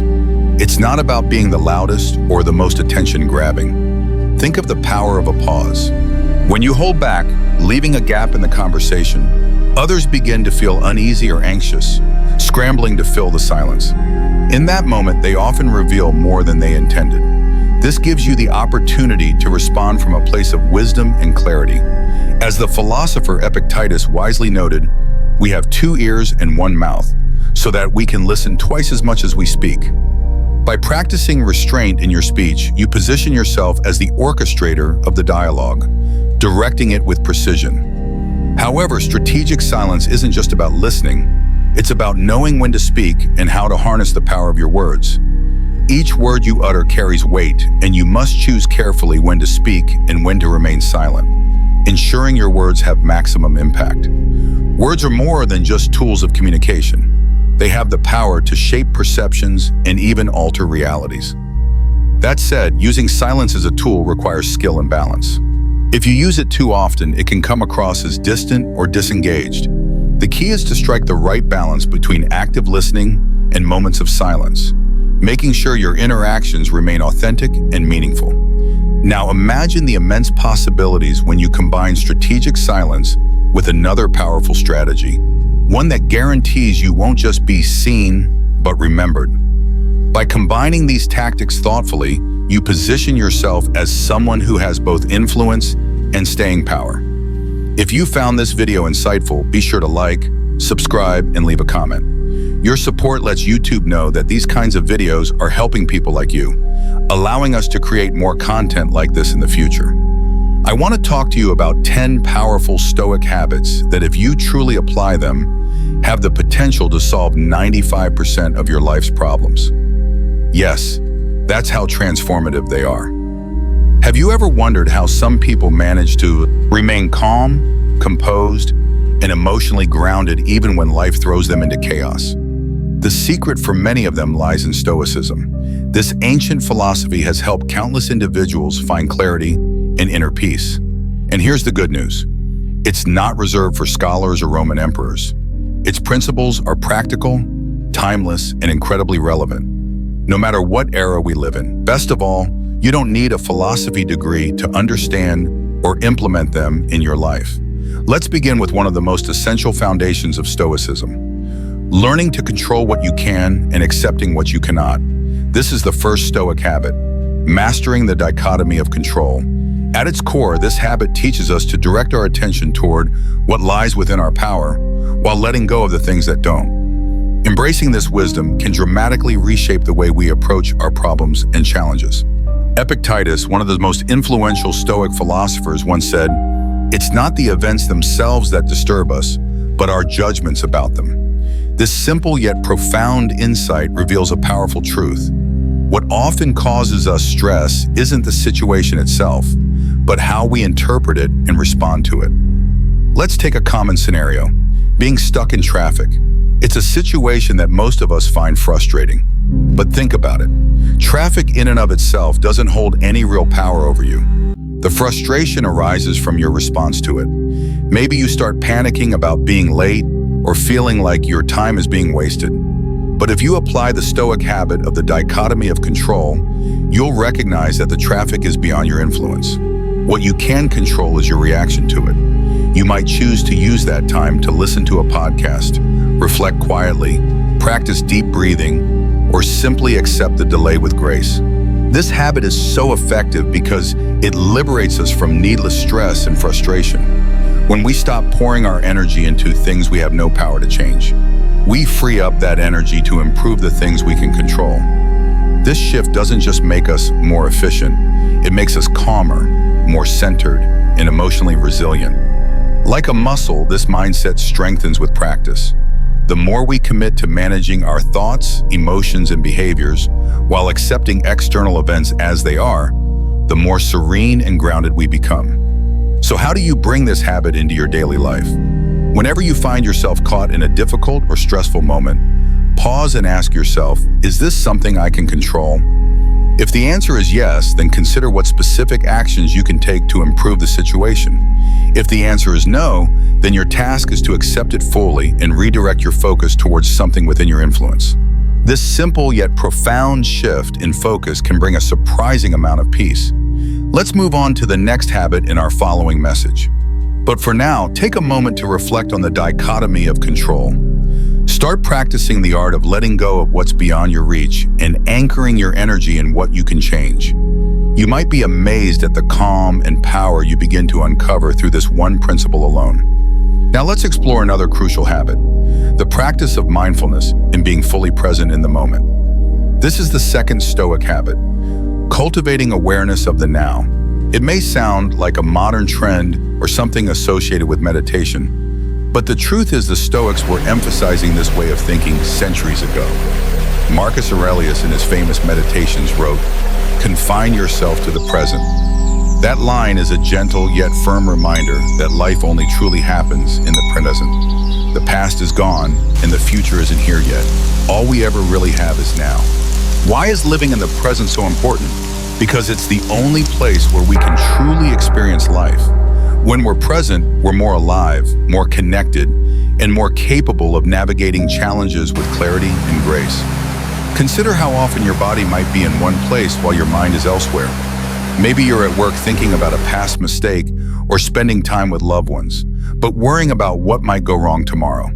When that happens, you're not truly experiencing the moment you're in. You're missing out, not just on the bomb, but also on the peace that the present moment offers. Mindfulness helps bring us back. It teaches us to engage fully with what's happening both around us and within us. This doesn't mean we ignore the past or neglect the future. It simply means we don't get trapped in them. We learn to observe, to be aware, and to respond with intention rather than reacting on autopilot. This habit works because it gives us clarity. When we're present, we can see things more clearly, including our own thoughts and emotions. This awareness allows us to make more thoughtful, reflective choices instead of impulsive or emotional ones. Being in the moment also opens us up to appreciating life's simple pleasures, things we often overlook when we're distracted or preoccupied. And that appreciation in turn nurtures our happiness and sense of well-being. So, how can you begin to practice mindfulness in your everyday life? Here are a few practical ways to start anchoring yourself in the present. Saints start with conscious breathing. Take a few minutes each day to simply bring your attention to your breath. Notice the way the air flows in and out of your body. This simple act of awareness can help quiet your mind and bring you back into the present moment. Another helpful practice is observation without judgment. When you find yourself in a situation, try to simply observe it without labeling it or forming an opinion. Just notice what's happening without adding your interpretations or emotional reactions. Bring mindfulness to everyday tasks, whether it's washing dishes, taking a walk, or eating a meal. Do it with your full attention. Feel the water run through your fingers. Be aware of every step you take or savor each bite of your food. By weaving these small habits into your daily life, you will gradually notice a shift in your ability to stay grounded in the present and find more joy in everyday moments. Now let's explore another foundational Stoic habit: practicing virtue. This is one of the central pillars of Stoic philosophy. In the Stoic sense, virtue means living a life of moral excellence guided by the four cardinal principles: wisdom, courage, justice, and temperance. According to the Stoics, virtue is the only true good. They didn't view virtue as a lofty or abstract concept, but as a practical, everyday discipline. To practice virtue is to act with integrity, to do what's right even when it's inconvenient or challenging, and to live in alignment with your deepest values. Why is the practice of virtue so essential? Because it allows us to live in harmony with ourselves and with others. It gives us an inner compass that helps us navigate difficult decisions and remain firm in our principles. Imagine a situation where someone treats you unfairly. Your first impulse might be to respond with anger or resentment, but that reaction only fuels more conflict and inner turmoil. If you choose instead to act from virtue, you respond with patience, compassion, and understanding. This not only preserves your own peace, but may also shift the situation in a more positive direction. Why is this habit so powerful? Because virtue connects us to the best version of ourselves. It enables us to act from a place of wisdom, courage, and love, rather than from fear, pride, or selfishness. When we live by our values, we feel more authentic and fulfilled, and the effect doesn't stop with us. Virtue tends to have a ripple effect. When we act with moral strength and integrity, we often inspire those around us to do the same. Next, we come to the fourth Stoic habit: reflecting on death, also known as memento mori. At first, this might sound a bit dark or morbid, but in truth, it's a practice that teaches us how to live more deeply and purposefully. Marcus Aurelius said, "You could leave life right now." Let that determine what you do, say, and think. This reflection isn't meant to depress us. It's meant to awaken us. It reminds us that life is fleeting and fragile, and that realization can empower us to make the most of each moment. Why is it important to contemplate death?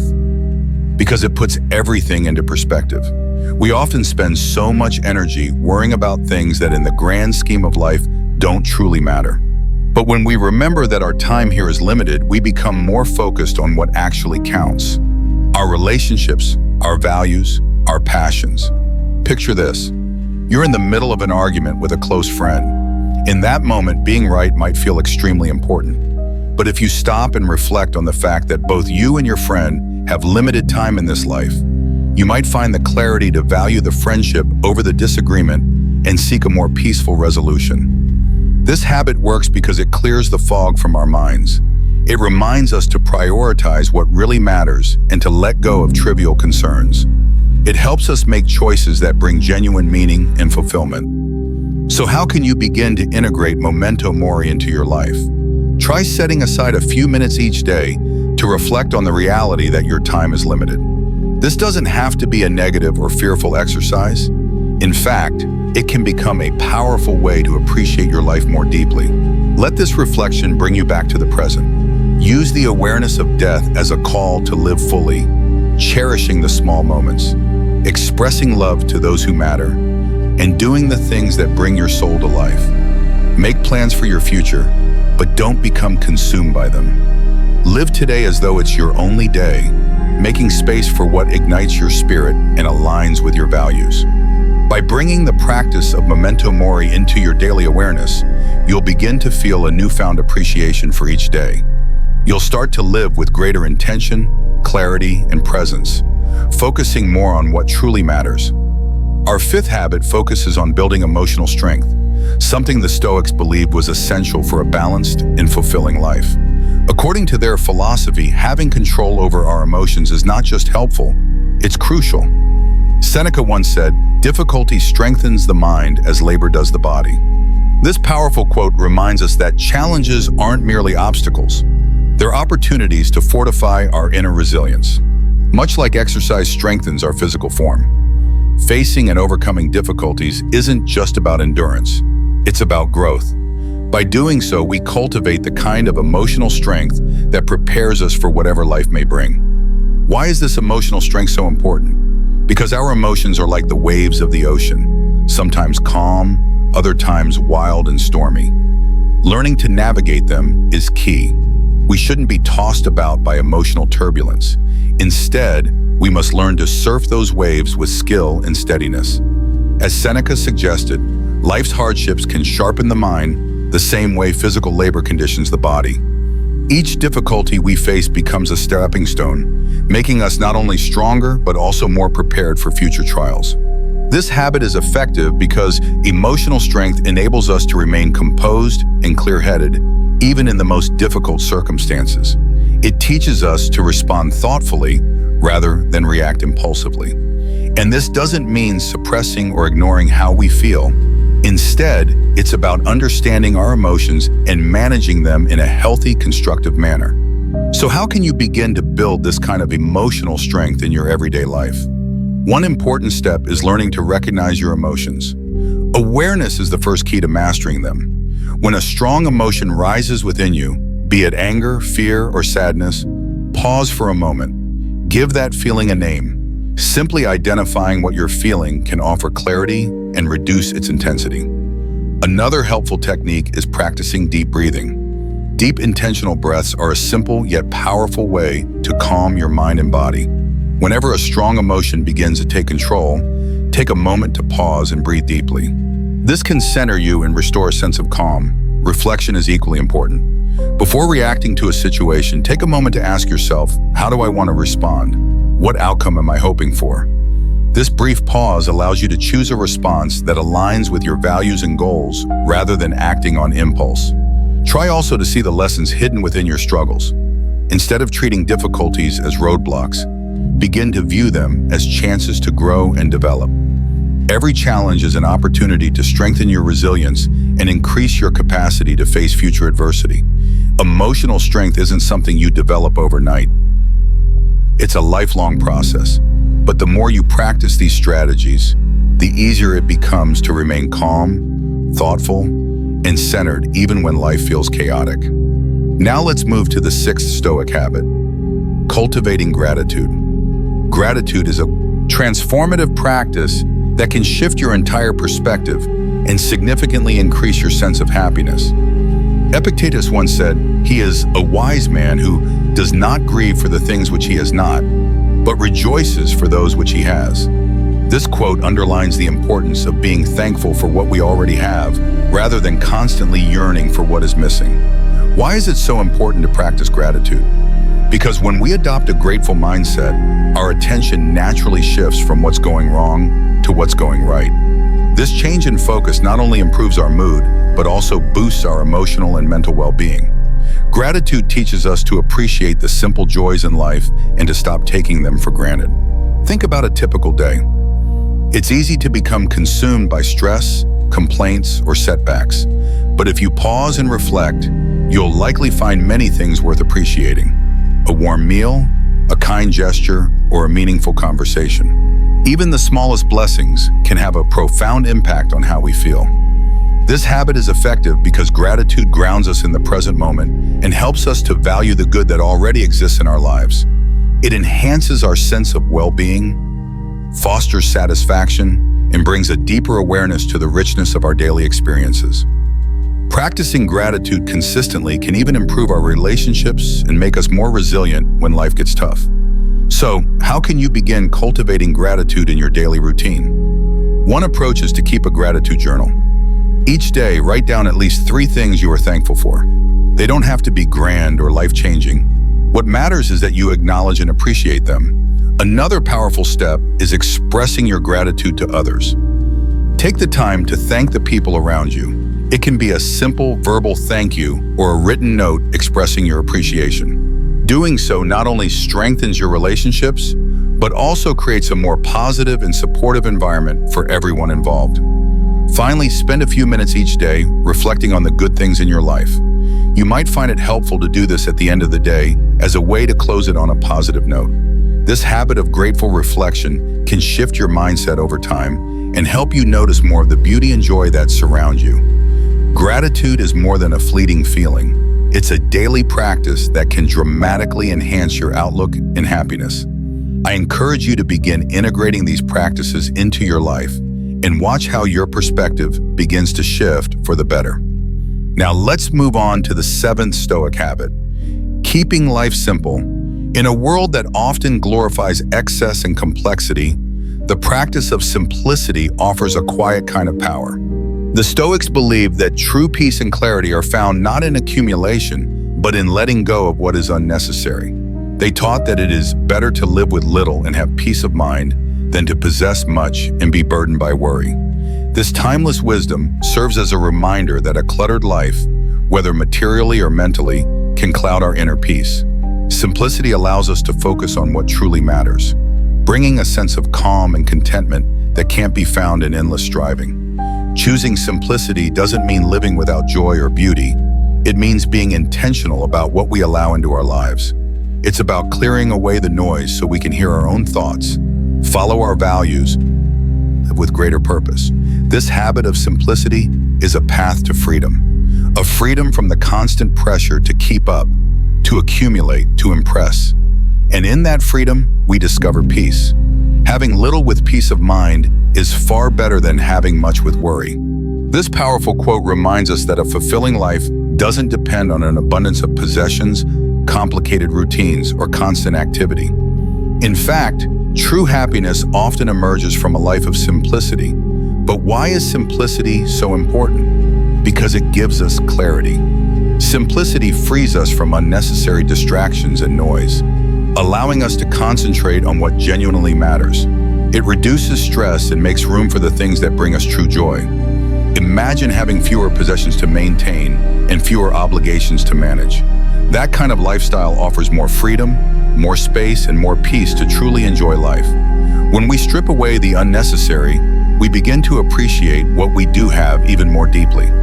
This is why the habit of embracing simplicity works so well.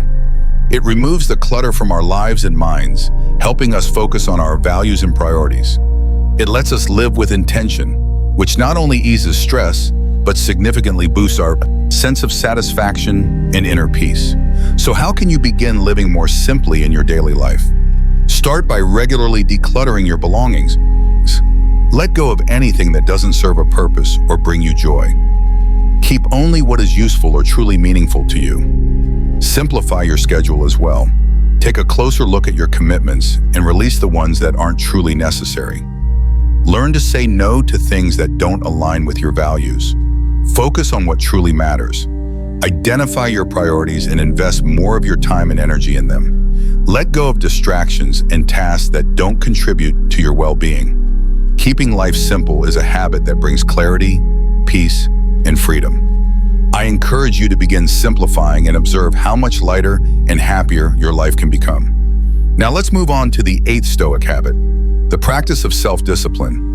Self-discipline is a cornerstone of Stoic philosophy because it keeps us aligned with our values and goals. It helps us remain on the right path regardless of external temptations or inner impulses. Epictetus once said, "No man is free who is not master of himself." This quote captures the essence of self-discipline. It is through mastering ourselves that we attain real freedom. When we have control over our thoughts and actions, we're able to make deliberate choices that reflect who we truly want to be. Practicing self-discipline is important because it allows us to resist temptations and distractions that can derail our progress. It helps us maintain focus and persevere even when challenges arise. Think about someone trying to improve their health.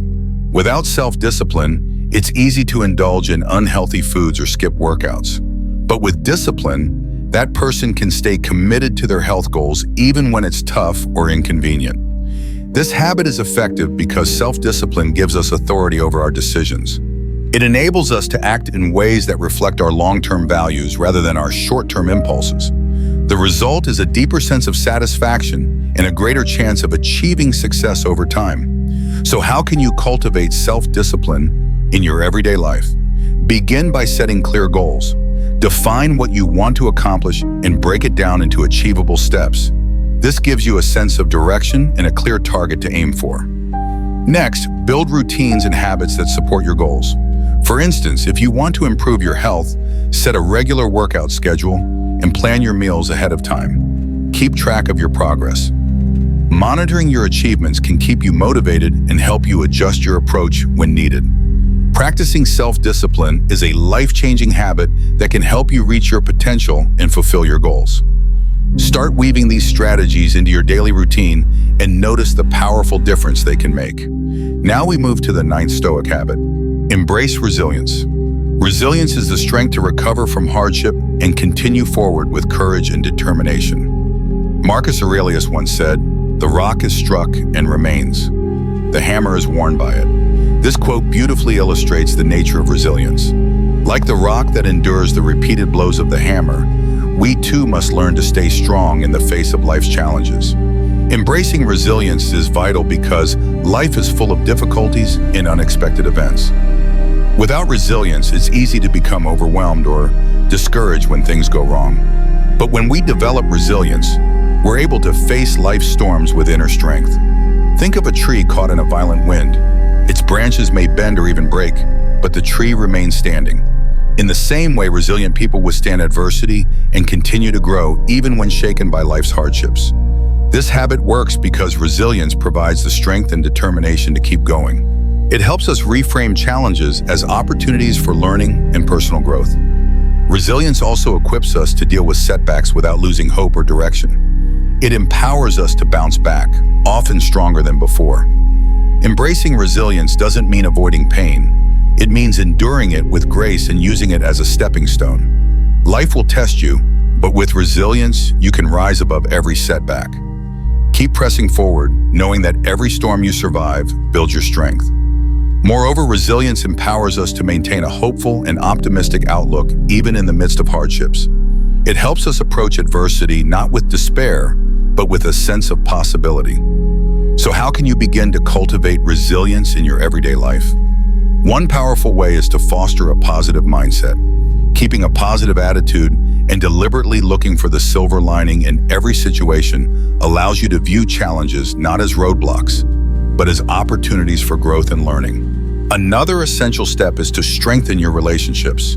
Surround yourself with people who uplift, support, and encourage you. Meaningful connections with others can provide the emotional strength you need when facing tough times. These relationships act as a safety net, offering comfort, motivation, and perspective during moments of hardship. Equally important is taking care of yourself. Prioritize your physical and emotional well-being. Eat nourishing foods, engage in regular physical activity, and ensure you give yourself enough time to rest and recharge. Caring for your body and mind builds the foundation for emotional strength and resilience. Embracing resilience as a way of life enables you to face adversity with courage and determination. I encourage you to begin practicing these strategies and observe how they influence your ability to navigate life's difficulties with greater strength and resolve. Now let's move on to Stoic Habit 10. Act with purpose.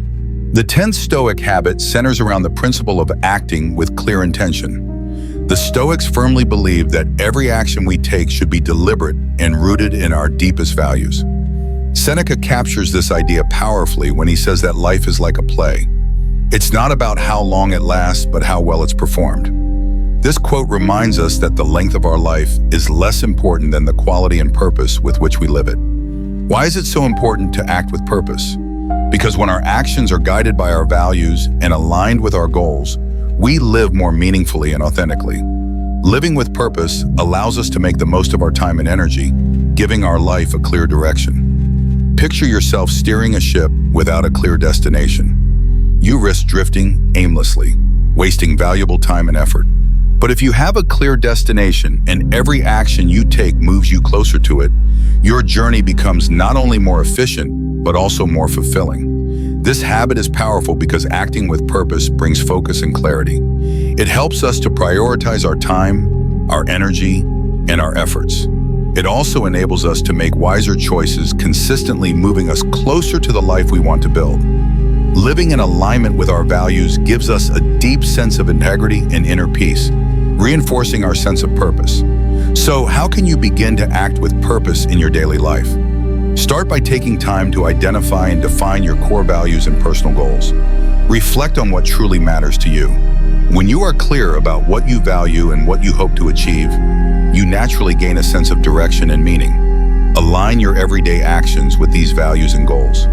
Before making a decision or taking an action, ask yourself, does this move me closer to where I want to be? It is also helpful to regularly evaluate and adjust your course. Take time to check in with yourself. Review your progress and make changes when needed. This consistent reflection ensures that you remain on the right path and can adapt when circumstances change. Acting with purpose is a transformative habit. It can help you reach your goals more efficiently and lead a life that feels more authentic and intentional. I encourage you to begin incorporating these strategies into your routine and watch how your focus, motivation, and overall fulfillment begin to shift in positive ways. We'll continue with the final Stoic habit in the next message, but for now, begin taking intentional actions and notice how they shape your ability to achieve your goals and live a more meaningful life. Let's be honest, your life is filled with things that no longer serve you. These things not only hinder your growth, but also drain your energy. But have you ever stopped to ask yourself why you continue to carry them? Sometimes the most powerful act of rebellion isn't making a scene, but silently letting go of everything that weighs you down, whether it's toxic relationships or self-destructive habits. And no, you don't need to make a spectacle of it or wait for anyone's approval. In today's video, I'll guide you on how to adopt the principles of Stoic philosophy and apply them to eliminate what you can't control, freeing yourself from burdens that only hold you back. Life is too short to remain trapped by the expectations of others.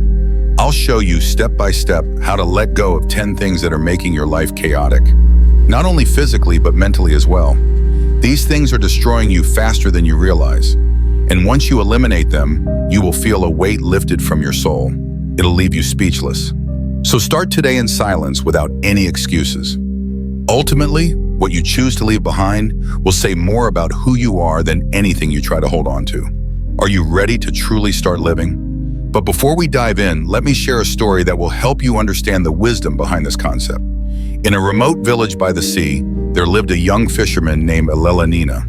She was renowned for her skill in navigating the most treacherous waters and her ability to catch fish even on the most difficult days. However, over the years, Elena had accumulated a large collection of broken nets and tools that she no longer used, but kept out of sheer habit. Despite this, every time she set out to sea, her small boat was cluttered with objects that hindered her work. One day, as she was preparing for a long day on the ocean, a powerful storm hit. The waves battered her boat, and Nina realized that the excess of items she carried was making it difficult for her to maneuver. She fought the storm for hours, but felt that the real enemy wasn't just the waves. It was the unnecessary burden she had been carrying. In a moment of clarity, Nina made the difficult yet necessary decision to throw overboard what was no longer useful. She started with the broken nets, then discarded the old frayed ropes, and even let go of some personal items she had kept out of attachment, though they served her no purpose. With every item she cast into the sea, her boat became lighter, and she was able to navigate the storm more effectively. The waves continued to rage, but Nina no longer felt trapped by the weight of her past. Eventually, the storm subsided, and she was able to return to the harbor, exhausted but safe. Her fellow fishermen, amazed by her survival, asked how she managed to make it through the storm. With a calm smile, Nina replied, "There are times in life when we cling to things we don't need, objects, memories, or people that only add weight to our journey. Only when we decide to let go of the unnecessary in silence without drama, do we find the freedom to move forward with ease."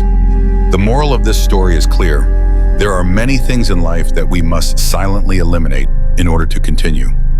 Often the load we carry prevents us from navigating with ease. Only by letting go can we discover our true path.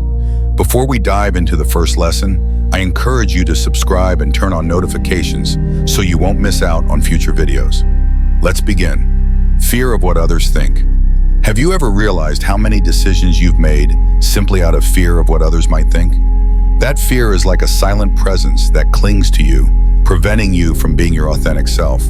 It's as if you're living on a stage constantly under the scrutiny of an audience, that in reality is far too preoccupied with their own insecurities to pay attention to you. But still, you find yourself paralyzed by the fear of judgment. This fear is one of those quiet parasites that attach themselves to your dreams, feeding on your hopes and whispering in your ear whenever you contemplate doing something different or daring. What will they think, it asks, and suddenly you shift your course, adapting your life to what you believe others want from you. It's ironic that we spend so much time worrying about the opinions of others to the point that we stop living the life we truly desire. This fear pushes us to please people we don't even have close relationships with, as if our internal compass were malfunctioning. Instead of following the true direction of our hearts, we blindly follow society's expectations. We wear masks that fit the roles we think we're supposed to play at work, with friends, or even on social media. But where is the real you beneath all those layers of false smiles and borrowed opinions? The fear of judgment can be subtle, often disguised as prudence. It's not the right time, or maybe I'm not good enough. These excuses are just the same fear wearing a mask. Meanwhile, your dreams gather dust, waiting for a better time that never seems to come. To finally rid yourself of this fear, you need to embrace Stoic philosophy. The Stoics teach us that while we cannot control what others think of us, we can control how we react to their thoughts. This sounds simple, but it's not. It requires constant introspection and courage to learn how to live for yourself, to make decisions because they bring you joy, not because they meet someone else's expectations. Life is too short to live under the shadow of other people's opinions. A good starting point is to begin eliminating the things in your life that don't add value, those things you're keeping only to please others. Start with small decisions. Say no to things that don't bring you fulfillment. Do something you have always wanted to do but were too afraid to because of what others might think. These small actions will gradually free you. I won't lie to you, it's not easy. There will be days when the weight of other people's judgment feels overwhelming. But on those days, remind yourself that every time you choose to live for the approval of others, you lose a piece of who you truly are. It's a slow, silent death of your true self that you can avoid if you have the courage to be authentic. So begin eliminating those things quietly. There's no need for grand announcements. Just let go of what doesn't belong to you. Trust your own judgment and value what you think of yourself more than what others may think. At the end of the day, the only person you need to answer to is you. As Carl Jung said, freedom begins the moment you stop worrying about what others think of you. Toxic relationships. There's a phrase I love. The worst blind person is the one who refuses to see. I'm sure you've heard it, and it's especially true when we apply selective blindness to our relationships. We get used to dealing with people who in some way subtract from our well-being rather than adding to it. Yes, I'm talking about toxic relationships. These relationships slowly drain your energy, often without you even realizing it. And the worst part is sometimes you cling to them as though they are irreplaceable. I'm not just referring to romantic relationships. These toxic dynamics can exist anywhere with family, friends, or even colleagues. The strange thing is that no one forces you to maintain these relationships, yet you tolerate them in silence as if cutting ties would be a betrayal. We've been taught that severing connections is a sign of weakness, a form of cruelty, when in fact it may be the greatest act of self-love you can perform. Let's get philosophical for a moment. The Stoics emphasize that we should not worry about what we cannot control, and that includes the actions of others. You can't control how others behave, but you can control whether or not you continue to keep them in your life. The real challenge is in doing it quietly. And don't misunderstand me, it's not about silent revenge or pretending to be superior. It's simply the conscious decision to stop nurturing a relationship that depletes you, doing so without fanfare. Think about it. There's no need for drama to eliminate something that no longer serves you. You don't need to announce to the world that you're purging people from your life. It's much like when you stop watering a plant that has stopped blooming. You do so calmly, knowing that it's no longer a part of your garden. The plant will continue its path, and so will you. And that's perfectly fine. It's not that these people are inherently bad, but their energy clashes with yours. And that's the key.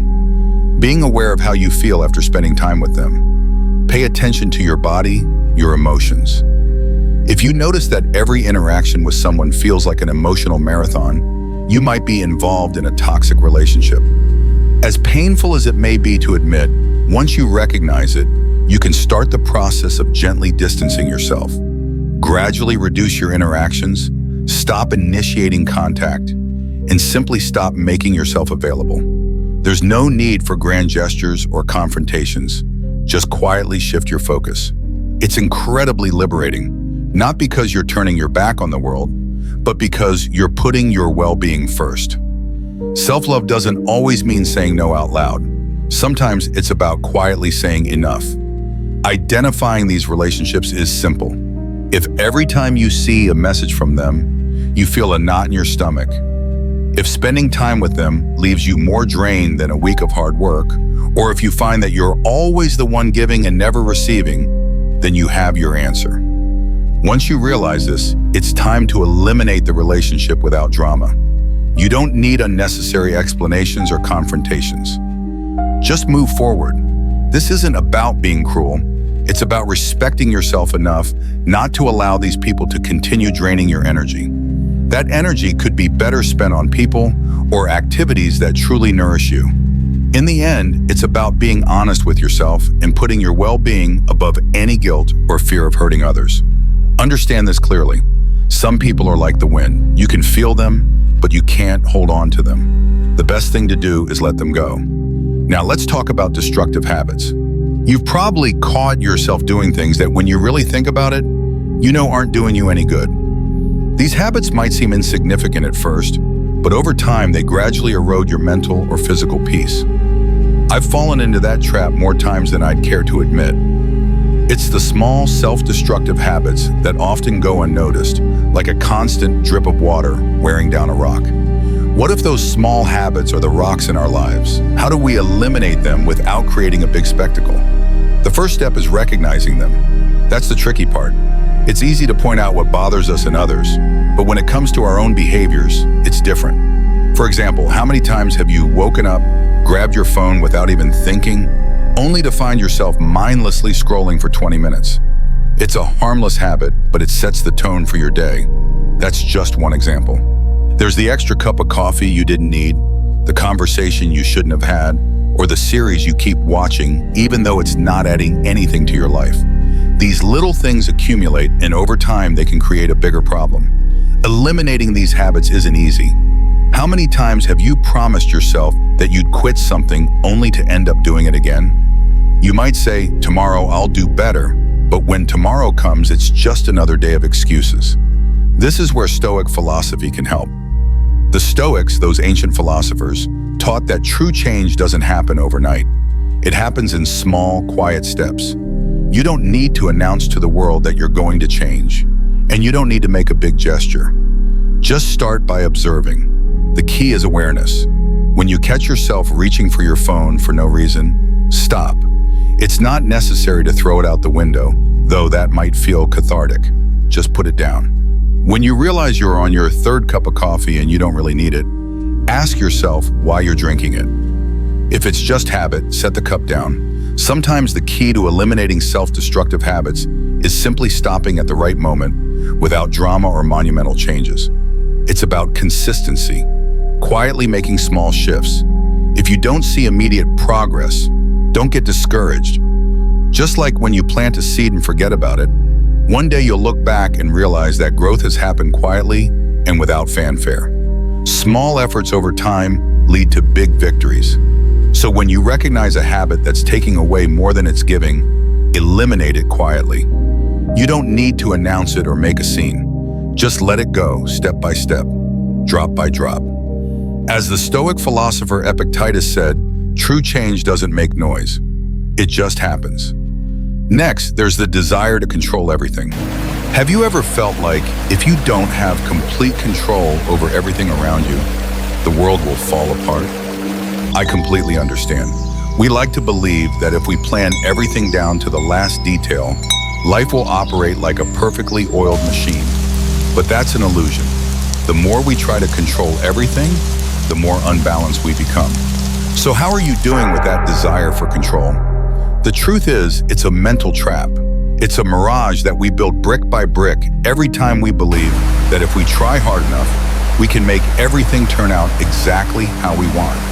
The universe doesn't work that way. And Stoic philosophy teaches us that the key is not in controlling the uncontrollable, but in letting go of what's unnecessary and focusing on what is truly within our control. Think about it. We try to control time, the opinions of others, the reactions we receive, and even the outcomes of things.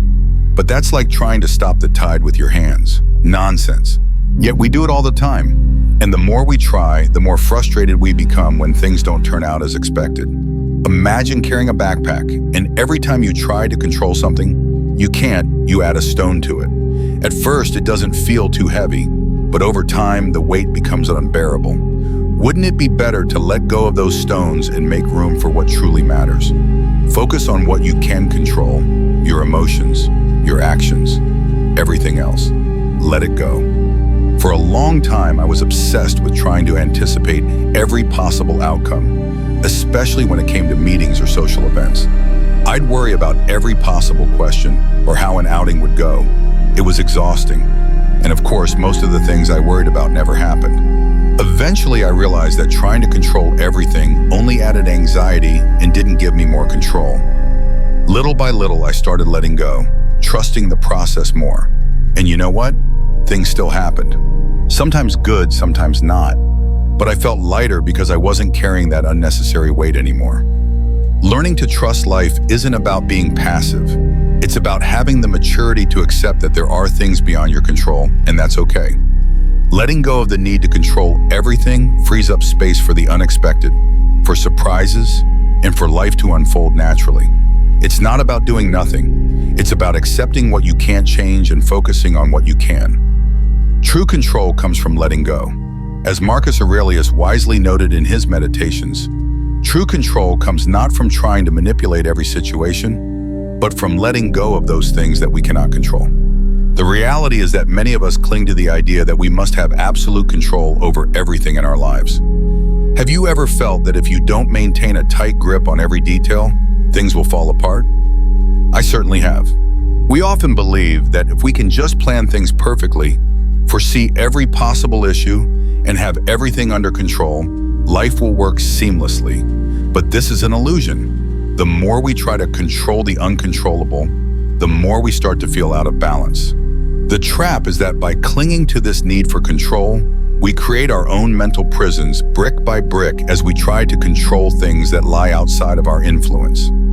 This mindset is futile, like trying to stop the tide with your hands. Instead of obsessing over controlling the external world, Stoic philosophy teaches us to focus on what truly matters: our own actions and reactions. For instance, we can't control time, the opinions of others, or the outcomes of situations. Attempting to manage all of that is as pointless as trying to control the wind. Yet, we persist. The more we focus on what's beyond our reach, the heavier the mental burden becomes. Imagine carrying a backpack. Every time we try to control something we cannot, we add another stone to the bag. Initially, it might not feel heavy, but over time, the weight becomes unbearable. Wouldn't it be easier to just let go of those stones? Once we begin releasing the need for control, life feels lighter and more manageable. This doesn't mean we become passive or irresponsible, but rather we recognize that there are things in life that are simply beyond our control, and that is okay. By letting go of that need for control, we free ourselves and make space for peace and clarity. Take it from Marcus Aurelius, who reminds us that true power lies in letting go of the uncontrollable. Life flows more naturally when we stop trying to force every outcome and instead learn to trust the process and focus only on what we can actually influence. This shift is liberating, and although it's not easy, it's essential for mental peace. Next comes the subject of unrealistic expectations. I don't know about you, but I've spent a good part of my life believing that perfection was the standard I needed to meet. No one explicitly told me this, but it was implied in the way others praised certain achievements, in the subtle yet constant comparisons made in everyday life, and in the societal pressures to do it all. Over time, I began to believe that if I met these expectations, I would find success and fulfillment. But in reality, these ideals are far from the truth. Striving to meet unrealistic expectations is like trying to fill a bottomless pit with a leaky bucket. It's an exhausting, futile endeavor. The more you try, the more you end up with frustration. What's worse is that many of these expectations aren't even ours to begin with. They're imposed upon us by family, friends, society, and sometimes even by our own inner dialogue. We take them on because, in our pursuit of self-improvement, we feel pressured to fulfill them. Here's an exercise I'd like to offer. Think of a time when you felt disappointed about not accomplishing something that deep down you didn't even care about. How many of your goals are driven by expectations that aren't even truly yours? Many times we set ourselves up with such high standards that when we fall short, we feel worthless. If we're not the best at our jobs, the perfect partner, or the model friend, we end up feeling inadequate. Stoic philosophy provides a refreshing perspective. The Stoics taught that we can't control how others perceive us, nor can we guarantee that the world will align with our wishes, but we can control how we respond to it. The key to relieving the pressure of unrealistic expectations is to lower them. This doesn't mean settling for mediocrity, but rather freeing ourselves from the weight of trying to be perfect. We no longer need to be bound by the pressure of meeting impossible standards. We simply need to exist and keep moving forward. Of course, this isn't something that happens overnight. It's more like cleaning out a closet full of clothes that no longer fit. It starts with identifying which expectations don't belong to you and gradually letting go of them. And then look at the expectations that are truly yours. Are they realistic? You don't have to keep everything. A simple way to lower the burden of expectations is to change how you speak to yourself. For instance, instead of saying, "I must do everything perfectly," you can try telling yourself, "I will do my best with what I have now." This small shift is incredibly freeing as it allows room for mistakes and improvement without the constant stress of perfection. Another effective way to reduce external pressures is by not sharing your plans with everyone. The fewer people know about what you're working on, the fewer expectations they will place on you. In the end, the less you expect, the more freedom you'll feel and the less weight you'll carry. The need to always be right is another destructive habit that can be silently eliminated. Have you ever noticed that urge to always be the one who's right? To prove that you know everything? It's like turning every conversation into a battlefield where winning means proving your superiority. But the truth is, you're not really fighting anyone but yourself.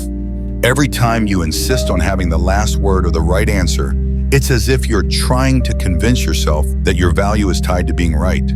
It's mentally exhausting. Society, social media, and even family can make us believe that being wrong is a weakness. But here's a secret. Sometimes being right is the least important thing. Stoic philosophy teaches us that we cannot control the way others perceive us or the thoughts they have.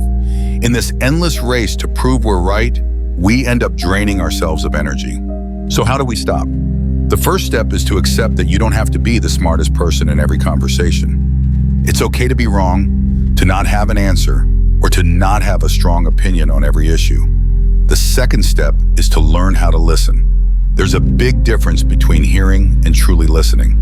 The first is simply a biological function, but the second is an art that few master. When you really listen, you stop feeling that anxious need to correct or prove your point. And finally, learn to embrace the silence. Sometimes the best argument is not to speak at all, but simply to let others share their views. After all, winning an argument is not the same as finding peace. The next area to address is digital noise. In today's world, we are constantly bombarded by digital distractions. We're surrounded by the incessant ping of social media notifications, endless messages, and constant updates. It seems as though everything is designed to pull our attention in 1,000 different directions, leaving us feeling like we're in control, when in fact the chaos is controlling us. We live in an age where silence has become a rare luxury, but it's not as out of reach as it seems. To regain control of your attention, you need to start eliminating the sources of digital noise. I'm not suggesting that you cut yourself off completely from technology, but you need to be mindful of what's stealing your focus. The digital world is filled with noise, and the more accounts you follow, the more cluttered your mind becomes.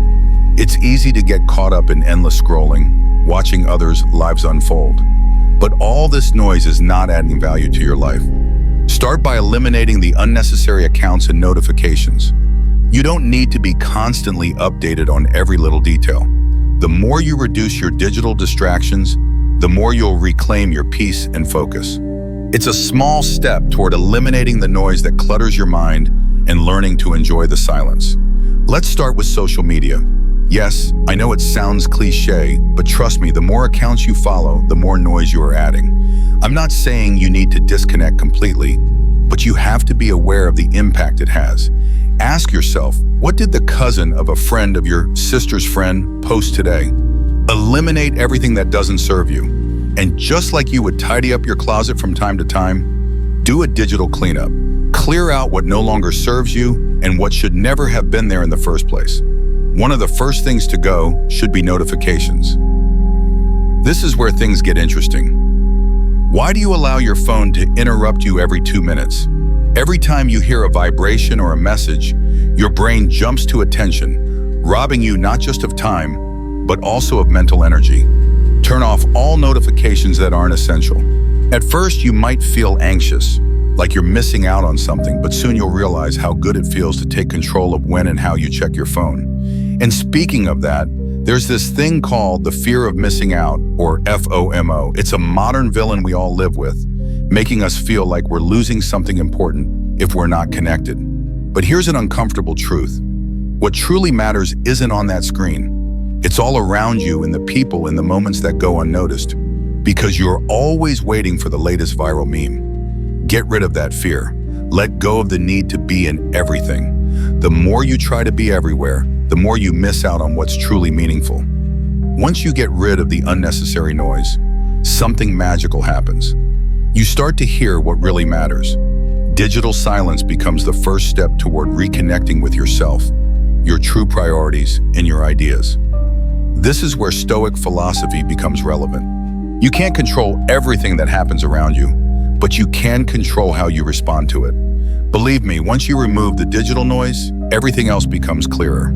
So my advice is this: choose silence not as the absence of noise, but as the conscious presence of what you truly want in your life. In the end, that's the true luxury of our time. As Gandhi once said, peace doesn't come when the noise is turned off, but when you decide to listen to yourself. Now let's talk about negative thoughts. Have you ever noticed how these negative thoughts sneak in without much fanfare, almost unnoticed, only to end up taking control of everything you do? They're like those neighbors who show up without warning and just never leave. The worst part is that you often let them in, not because you want to, but because they convince you that their presence is an inevitable part of your daily routine. But what if I told you that you could change the lock and kick them out? Let's be clear. These thoughts are nothing more than destructive patterns that end up shaping your actions in the worst possible way. How often have you found yourself thinking that everything is going wrong or that you'll never succeed? And of course, when you repeat those thoughts over and over, you start to believe them. What you believe, you begin to act on. It's like planting a poisonous tree and then wondering why its fruit it isn't edible. The curious thing is that these negative thoughts are not necessarily reality. They only feel as real as the ground beneath your feet. This is where Stoic philosophy steps in with its brutal simplicity. You can't always control what happens to you, but you can control how you respond to it. It may sound simple, but it's something most of us forget. Those mental patterns can dictate your emotions and actions, when the real freedom lies in taking control of your responses. Of course, it's not something that changes overnight. The first key is silence. Yes, you read that right.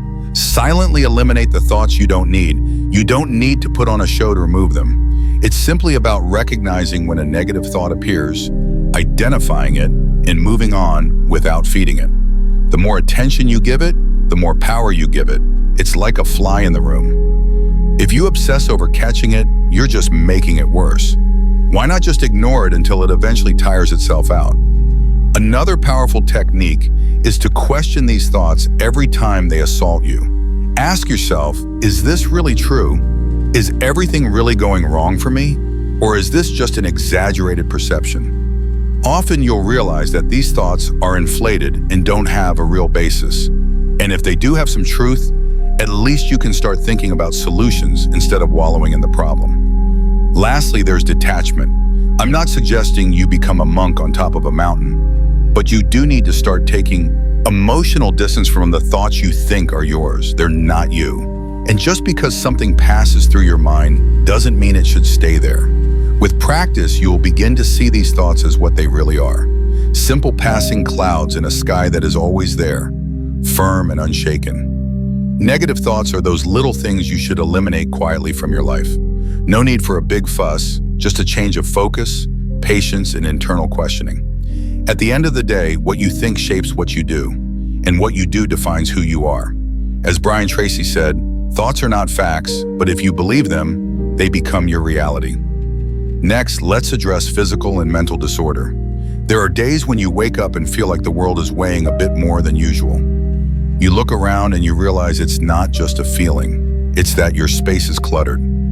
Objects, papers, clothes thrown on the chair, it's a mess. And somehow it feels like your mind is just as disordered. I don't know if this happens to you, but when my surroundings are chaotic, I feel like my mind follows suit. Physical and mental disorder are more connected than we realize. There's something deeply unsettling about disorder in your space. It directly affects your mental clarity. The Stoics, for instance, spoke about focusing on the essentials and eliminating the superfluous. Disorder is the opposite of that. It's all the unnecessary distractions that drive you crazy. The accumulation of things doesn't just take up physical space. It consumes your energy. All that clutter, every item out of place, every paper strewn about adds mental noise. It fills your mind with little pending tasks and worries you didn't even know you had. You know that feeling of wanting to organize something but not knowing where to start? That's the trick. Don't try to do it all at once. Just silently eliminate what's no longer useful. The first step is simple. Observe. Look around you and ask yourself, do I really need all of this? If you haven't used something in a long time, chances are you don't need it anymore. But it's not just about physical stuff. Mental clutter works the same way. We accumulate thoughts, worries, and emotions like someone hoarding broken objects, thinking they might be useful one day. But the truth is, keeping all that only weighs us down. So what should you do? Eliminate it quietly, little by little. You don't need to make a big show of it. You don't need to explain yourself to anyone. Just let it go. This applies to both physical and mental clutter. Sometimes silence is an act of rebellion in a world that is constantly noisy. If there are people in your life who bring discomfort, if there are projects that no longer motivate you or thoughts that only drain you, get rid of them without drama, without explanations. Just let them go. Remember, the state of your external environment often reflects your inner state. So if you start bringing a little more clarity to your surroundings, you'll begin to notice how that clarity also makes its way into your mind. It's not magic, it's a process. Just like when you clean out a drawer and suddenly feel lighter, each thing you put in its place is one less worry. Every item you get rid of brings you one step closer to a lighter, clearer life. The Stoics didn't complicate things with unnecessary distractions. They understood that the key is to focus on the important stuff, what really deserves your attention, and to let everything else go. And that's how we should live too. In a world full of physical and mental disorder, it can feel like walking through a maze with no way out. But when you begin getting rid of what you don't need, you'll realize that the way out was always there. You just couldn't see it because of all the extra baggage. If you want peace of mind, start by organizing what's around you. Do it slowly without rushing or making noise. Just eliminate quietly and consistently. Your mind will thank you. As Nelson Mandela once said, when the noise is silenced, the essential can be heard more clearly. Finally, let's talk about unnecessary comparisons. Why do you constantly compare yourself to others? I'm sure you've done it, and let's be honest, we all do it. But do you really think it's helpful? It's like racing in a competition where the other competitors aren't even in the race. Comparing yourself to others often feels like you're competing in a race where the other participants aren't even aware they're in it. And worse, they probably don't care about it at all. Meanwhile, you're fixated on each step, each stumble, each little bit of progress, not your own, but that of others. This habit of comparison is like trying to win a singing contest while using someone else's voice. It's completely pointless. You have your own melody and rhythm, yet you insist on following someone else's score. The problem is that what may seem like a harmless habit gradually chips away at your self-esteem. One day you wake up and feel like you're not enough. You're not fast enough, not good enough, just not enough. And all of this happens because you've been too busy looking around at others instead of focusing on your own path. The truth is that life isn't a sprint, it's more like a boat journey. You're the one who decides the course, the stops, and the pace, but if you're too focused on the boats passing you by, the only thing you're accomplishing is steering your own boat off course. What's interesting is that while you're watching the other boats, the people on those boats are probably doing the exact same thing watching yours. That's how absurd the act of comparison really is. Everyone is busy looking at everyone else, but no one is truly enjoying their own journey. Here's a thought. Stop comparing yourself silently. Do it the same way you'd get rid of an old t-shirt you no longer wear. No one needs to know, but you'll notice the change. Comparing yourself to others is not only pointless, it's a betrayal of who you are. It's like telling yourself that you're not good enough, that you need to be someone else in order to matter. But when you think about it, that way of thinking makes no sense. The Stoics understood this well. The only person you should compare yourself to is the person you were yesterday. So when that little voice inside your head starts making comparisons, don't just stay silent. That won't help. It will only make the voice louder. Instead, listen to it, but question its logic. Why are you comparing yourself to that particular person? What makes you feel inferior? And here's where it gets important. Remember everything you have achieved on your own journey.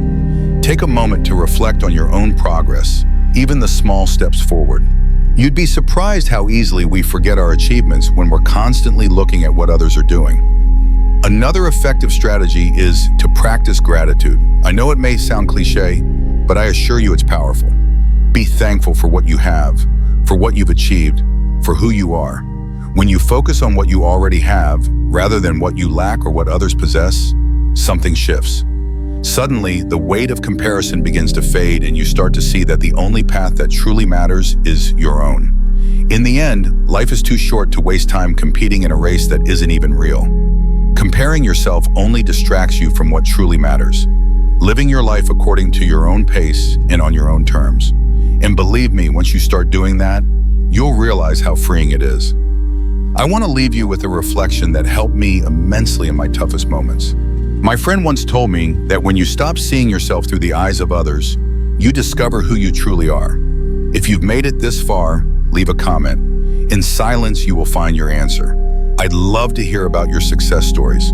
Don't forget to subscribe, turn on notifications, and comment so that YouTube can recognize that these videos are valuable to people like you. Your support motivates us to keep creating similar content in the future. I also suggest you check out the last 2 videos we recommended. Thank you so much for your time and support. See you soon in our next adventure. Have you ever imagined a world where everything you hope for becomes reality? A place where your goals, your dreams, and your deepest aspirations don't just live in the realm of possibility, but become tangible, real experiences. If so, you're exactly where you need to be. Today we're diving into a powerful secret that can help you make this vision your truth. It's not magic and it's not a gimmick. It's a philosophy of life. That philosophy is Stoicism. Stoicism teaches us the profound value of directing our attention inward toward our own actions, reactions, and mindset. It shows us that by mastering what happens within us, we can reshape our external world and bring about extraordinary change. In this video, we're going to take a closer look at 15 Stoic principles that can help you do just that. Each principle will be broken down thoroughly, accompanied by a meaningful quote from a Stoic philosopher that brings its deeper significance to life. So sit back, take a breath, and get ready to embark on a journey to the very core of Stoicism. Before we go any further, I would truly appreciate it if you could give this video a like. It helps the message reach more people who might benefit from it. And if you don't want to miss any of my future content, be sure to subscribe and activate the notification bell. Let's begin with the first key. Ataraxia. Ataraxia represents inner peace, a state of serene calmness. The Stoics regarded it as one of the highest forms of happiness. The term originally Greek is often translated as tranquility or imperturbability. To the Stoics, True happiness could never be found in fleeting pleasures or in the approval of others. Instead, it lives in the quiet peace of a well-ordered mind. Ataraxia comes from accepting life as it is without the constant need for things to be different than they are. It's the understanding that while we cannot control external events, we have absolute power over our interpretation and response to them. When we release ourselves from the grip of unrealistic expectations and embrace the present moment for what it is, we begin to experience true peace. The Stoic philosopher Epictetus once said, "It's not things that disturb us, but our opinions about them." This insight reminds us that our emotional stability and inner harmony depend not on what happens to us, but on how we choose to interpret those happenings. By cultivating ataraxia, we stop wasting energy on what we can't control and start directing our focus to what genuinely matters, our own personal growth and inner development. Now we move on to the second Stoic key, amor fati, which means to love one's fate. Amor fati is more than acceptance. It's the act of embracing everything that life hands us, both the joyful and the painful. Rather than resisting hardships or mourning the misfortunes that cross our path, Stoicism teaches us to see these experiences as essential parts of our journey. Amor fati is about perceiving every moment, no matter how challenging, as meaningful and necessary for our evolution. It is about recognizing that each twist in the road is a step toward becoming the person we are meant to be. The Roman emperor and Stoic philosopher Marcus Aurelius captured this beautifully when he wrote, "Accept whatever comes to you woven in the pattern of your destiny for what could more aptly fit your needs." This reflection tells us that everything we encounter is designed to teach us, shape us, and prepare us for what's next. By practicing amor fati, we stop fighting life and instead flow with it. We gain a deeper appreciation for the lessons in our difficulties, and we become stronger, wiser, and more grounded. As a result, this mindset shift empowers us to stay focused on our inner journey instead of becoming stuck in resistance or bitterness. Let's continue with the third key, proceed. The art of mindfulness practice is the practice of paying close attention to the present moment. It's about being deeply aware of our actions, thoughts, and emotions as they happen, without casting judgment or letting ourselves be swept away. The Stoics emphasize that the present is the only place where we have real influence. We can't control the past, and the future is uncertain. But here now in this moment, we have full power over how we act, how we think, and how we respond. Practicing precedes living consciously.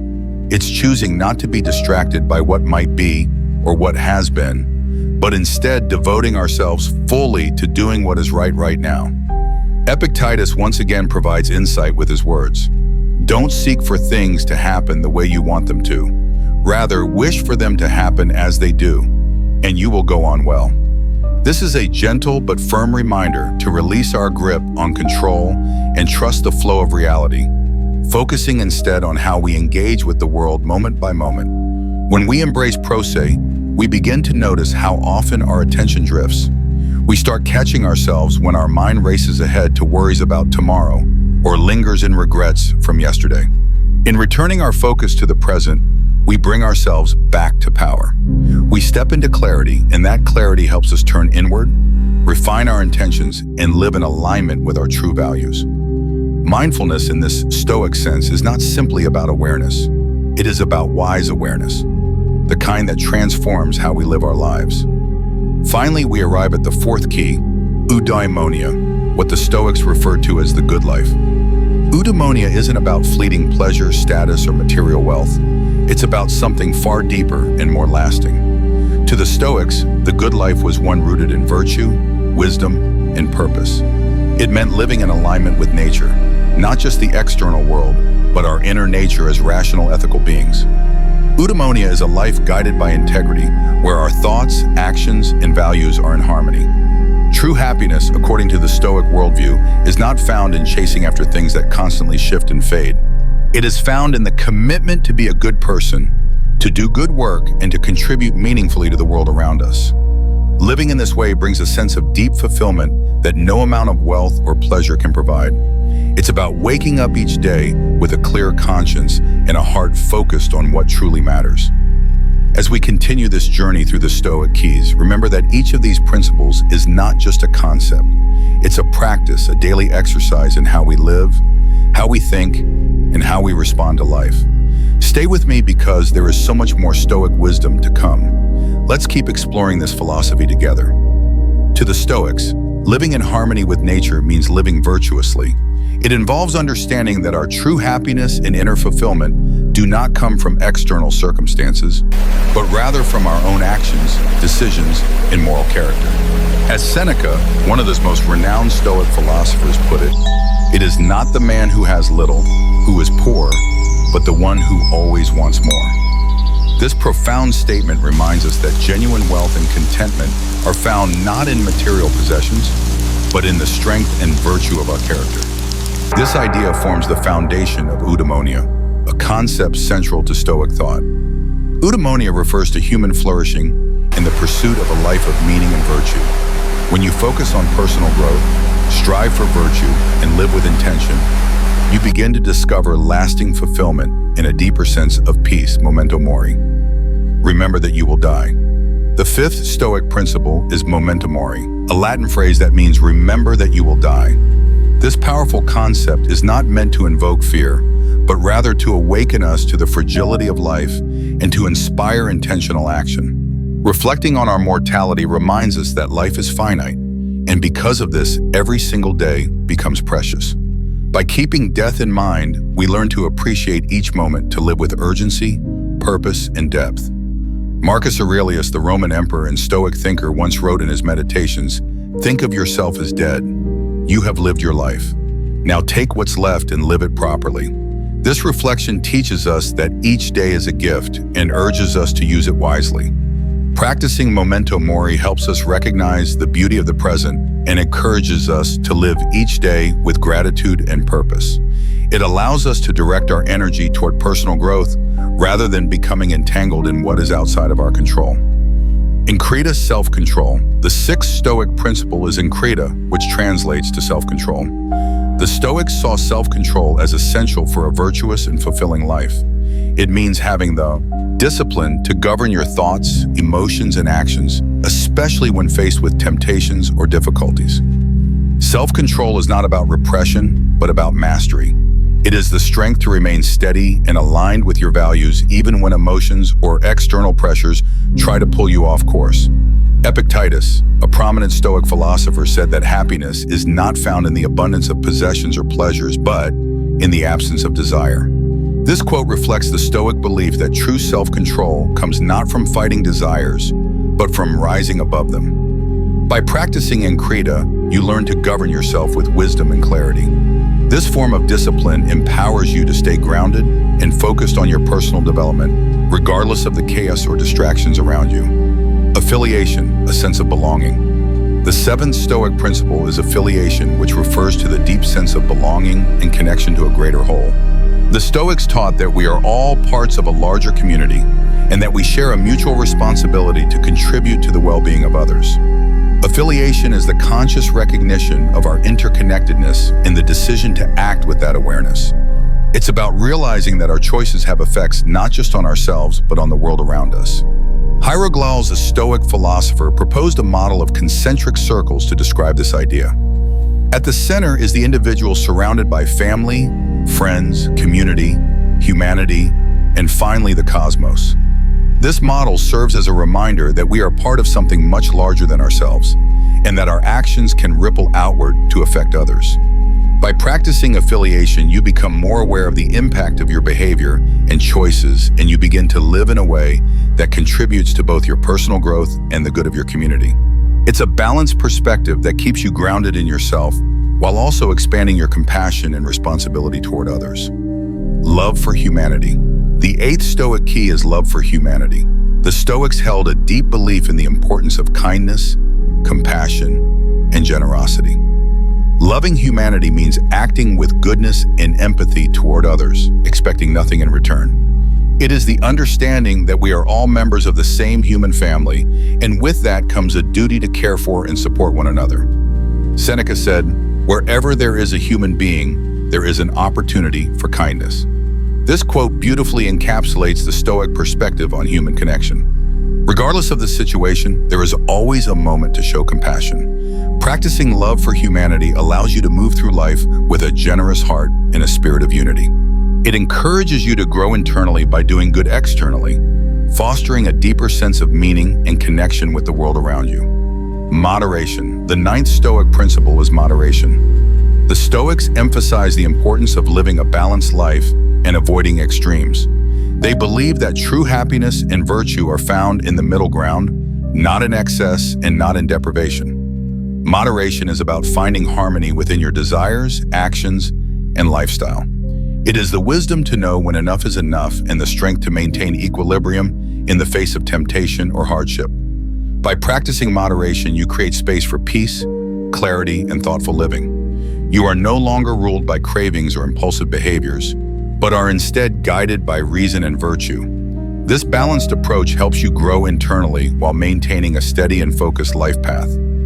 Moderation allows you to develop a life of stability, wisdom, and inner freedom. Hallmarks of the Stoic way. Living a balanced life and avoiding excess is about striving for harmony in all areas of your life. It means recognizing that extremes, whether they come in the form of pleasures or hardships, can often lead to discontent and suffering. This understanding is a central theme in Stoic philosophy. Epictetus, one of the most notable Stoic philosophers, once said that wealth consists not in having great possessions, but in having few wants. This insight teaches us that genuine wealth and lasting happiness are not found in acquiring material things or indulging in pleasure, but in leading a life of moderation and balance. When you begin to live this way, you start to discover a sense of peace and fulfillment that comes from within rather than from external circumstances. Practicing this mindset helps you stay centered and focused on personal growth, allowing you to develop into your best self without falling into the trap of overindulgence. Differentiating what you can control from what you cannot is a fundamental Stoic practice. The Stoics believe that true peace and satisfaction in life come from placing our attention on what is within our power and accepting what lies beyond our control. This involves developing the ability to distinguish between your actions and thoughts, which are within your control, and the external events and circumstances that are not. It's about accepting that while you cannot always influence what happens around you, you do have full control over how you respond to those events. Epictetus emphasized this idea by saying, "It's not things that disturb us, but our opinions about things." This quote highlights the truth that our emotional state and inner peace are shaped not by external events themselves, but by how we interpret and react to them. Embracing this principle allows you to let go of unnecessary stress and focus instead on mastering your mindset and behavior, paving the way for deeper personal growth. The premeditation of evils, also known as negative visualization, was a regular exercise for the Stoics. They would mentally prepare themselves by imagining the possible difficulties or challenges they might face in the future. This wasn't an act of pessimism, but rather a wise and practical preparation. It is the art of anticipating potential hardships and developing the mental strength to deal with them should they arise. This practice helps you build emotional resilience so that when things don't go as expected, you are not caught off guard. A wise Stoic philosopher once stated that the wise always consider adversity as a possibility and are therefore prepared to face it. This thought reminds us that true wisdom lies not in naively hoping that everything will always go well, but in being prepared for life's uncertainties. When you embrace this mindset, you train yourself to remain calm, steady, and composed even in the most difficult circumstances. It's a perspective that reinforces your inner stability and supports your continuous development. The idea of universal connection is another powerful teaching in Stoicism. The Stoics believe that we are all integral parts of a larger whole deeply connected with the universe and everything within it. This belief encourages us to recognize our place in the grand design and to act with an awareness of how our behavior affects the broader world. It's about understanding that every choice we make ripples outward and touches the lives of others and the balance of the universe itself. Marcus Aurelius, the Stoic Roman emperor, wrote in his Meditations, "What is not good for the hive is not good for the bee." This quote serves as a reminder that we are not isolated individuals. Our well-being is tied to the collective well-being of the world around us. By living with this awareness, you begin to act more responsibly and with greater compassion, making choices that not only benefit you, but also support the greater good. This viewpoint encourages a life of purpose, empathy, and unity, all of which are essential for personal development and inner peace.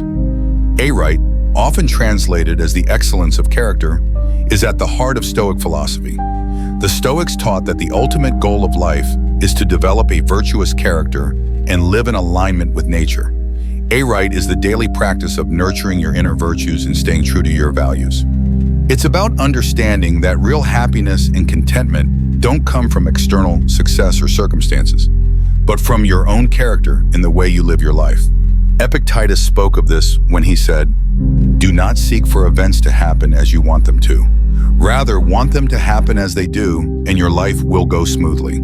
This wisdom reminds us that peace and happiness are not determined by the world around us, but by how we choose to respond to it. When you commit to practicing arete, you focus on becoming a person of integrity, wisdom, and virtue.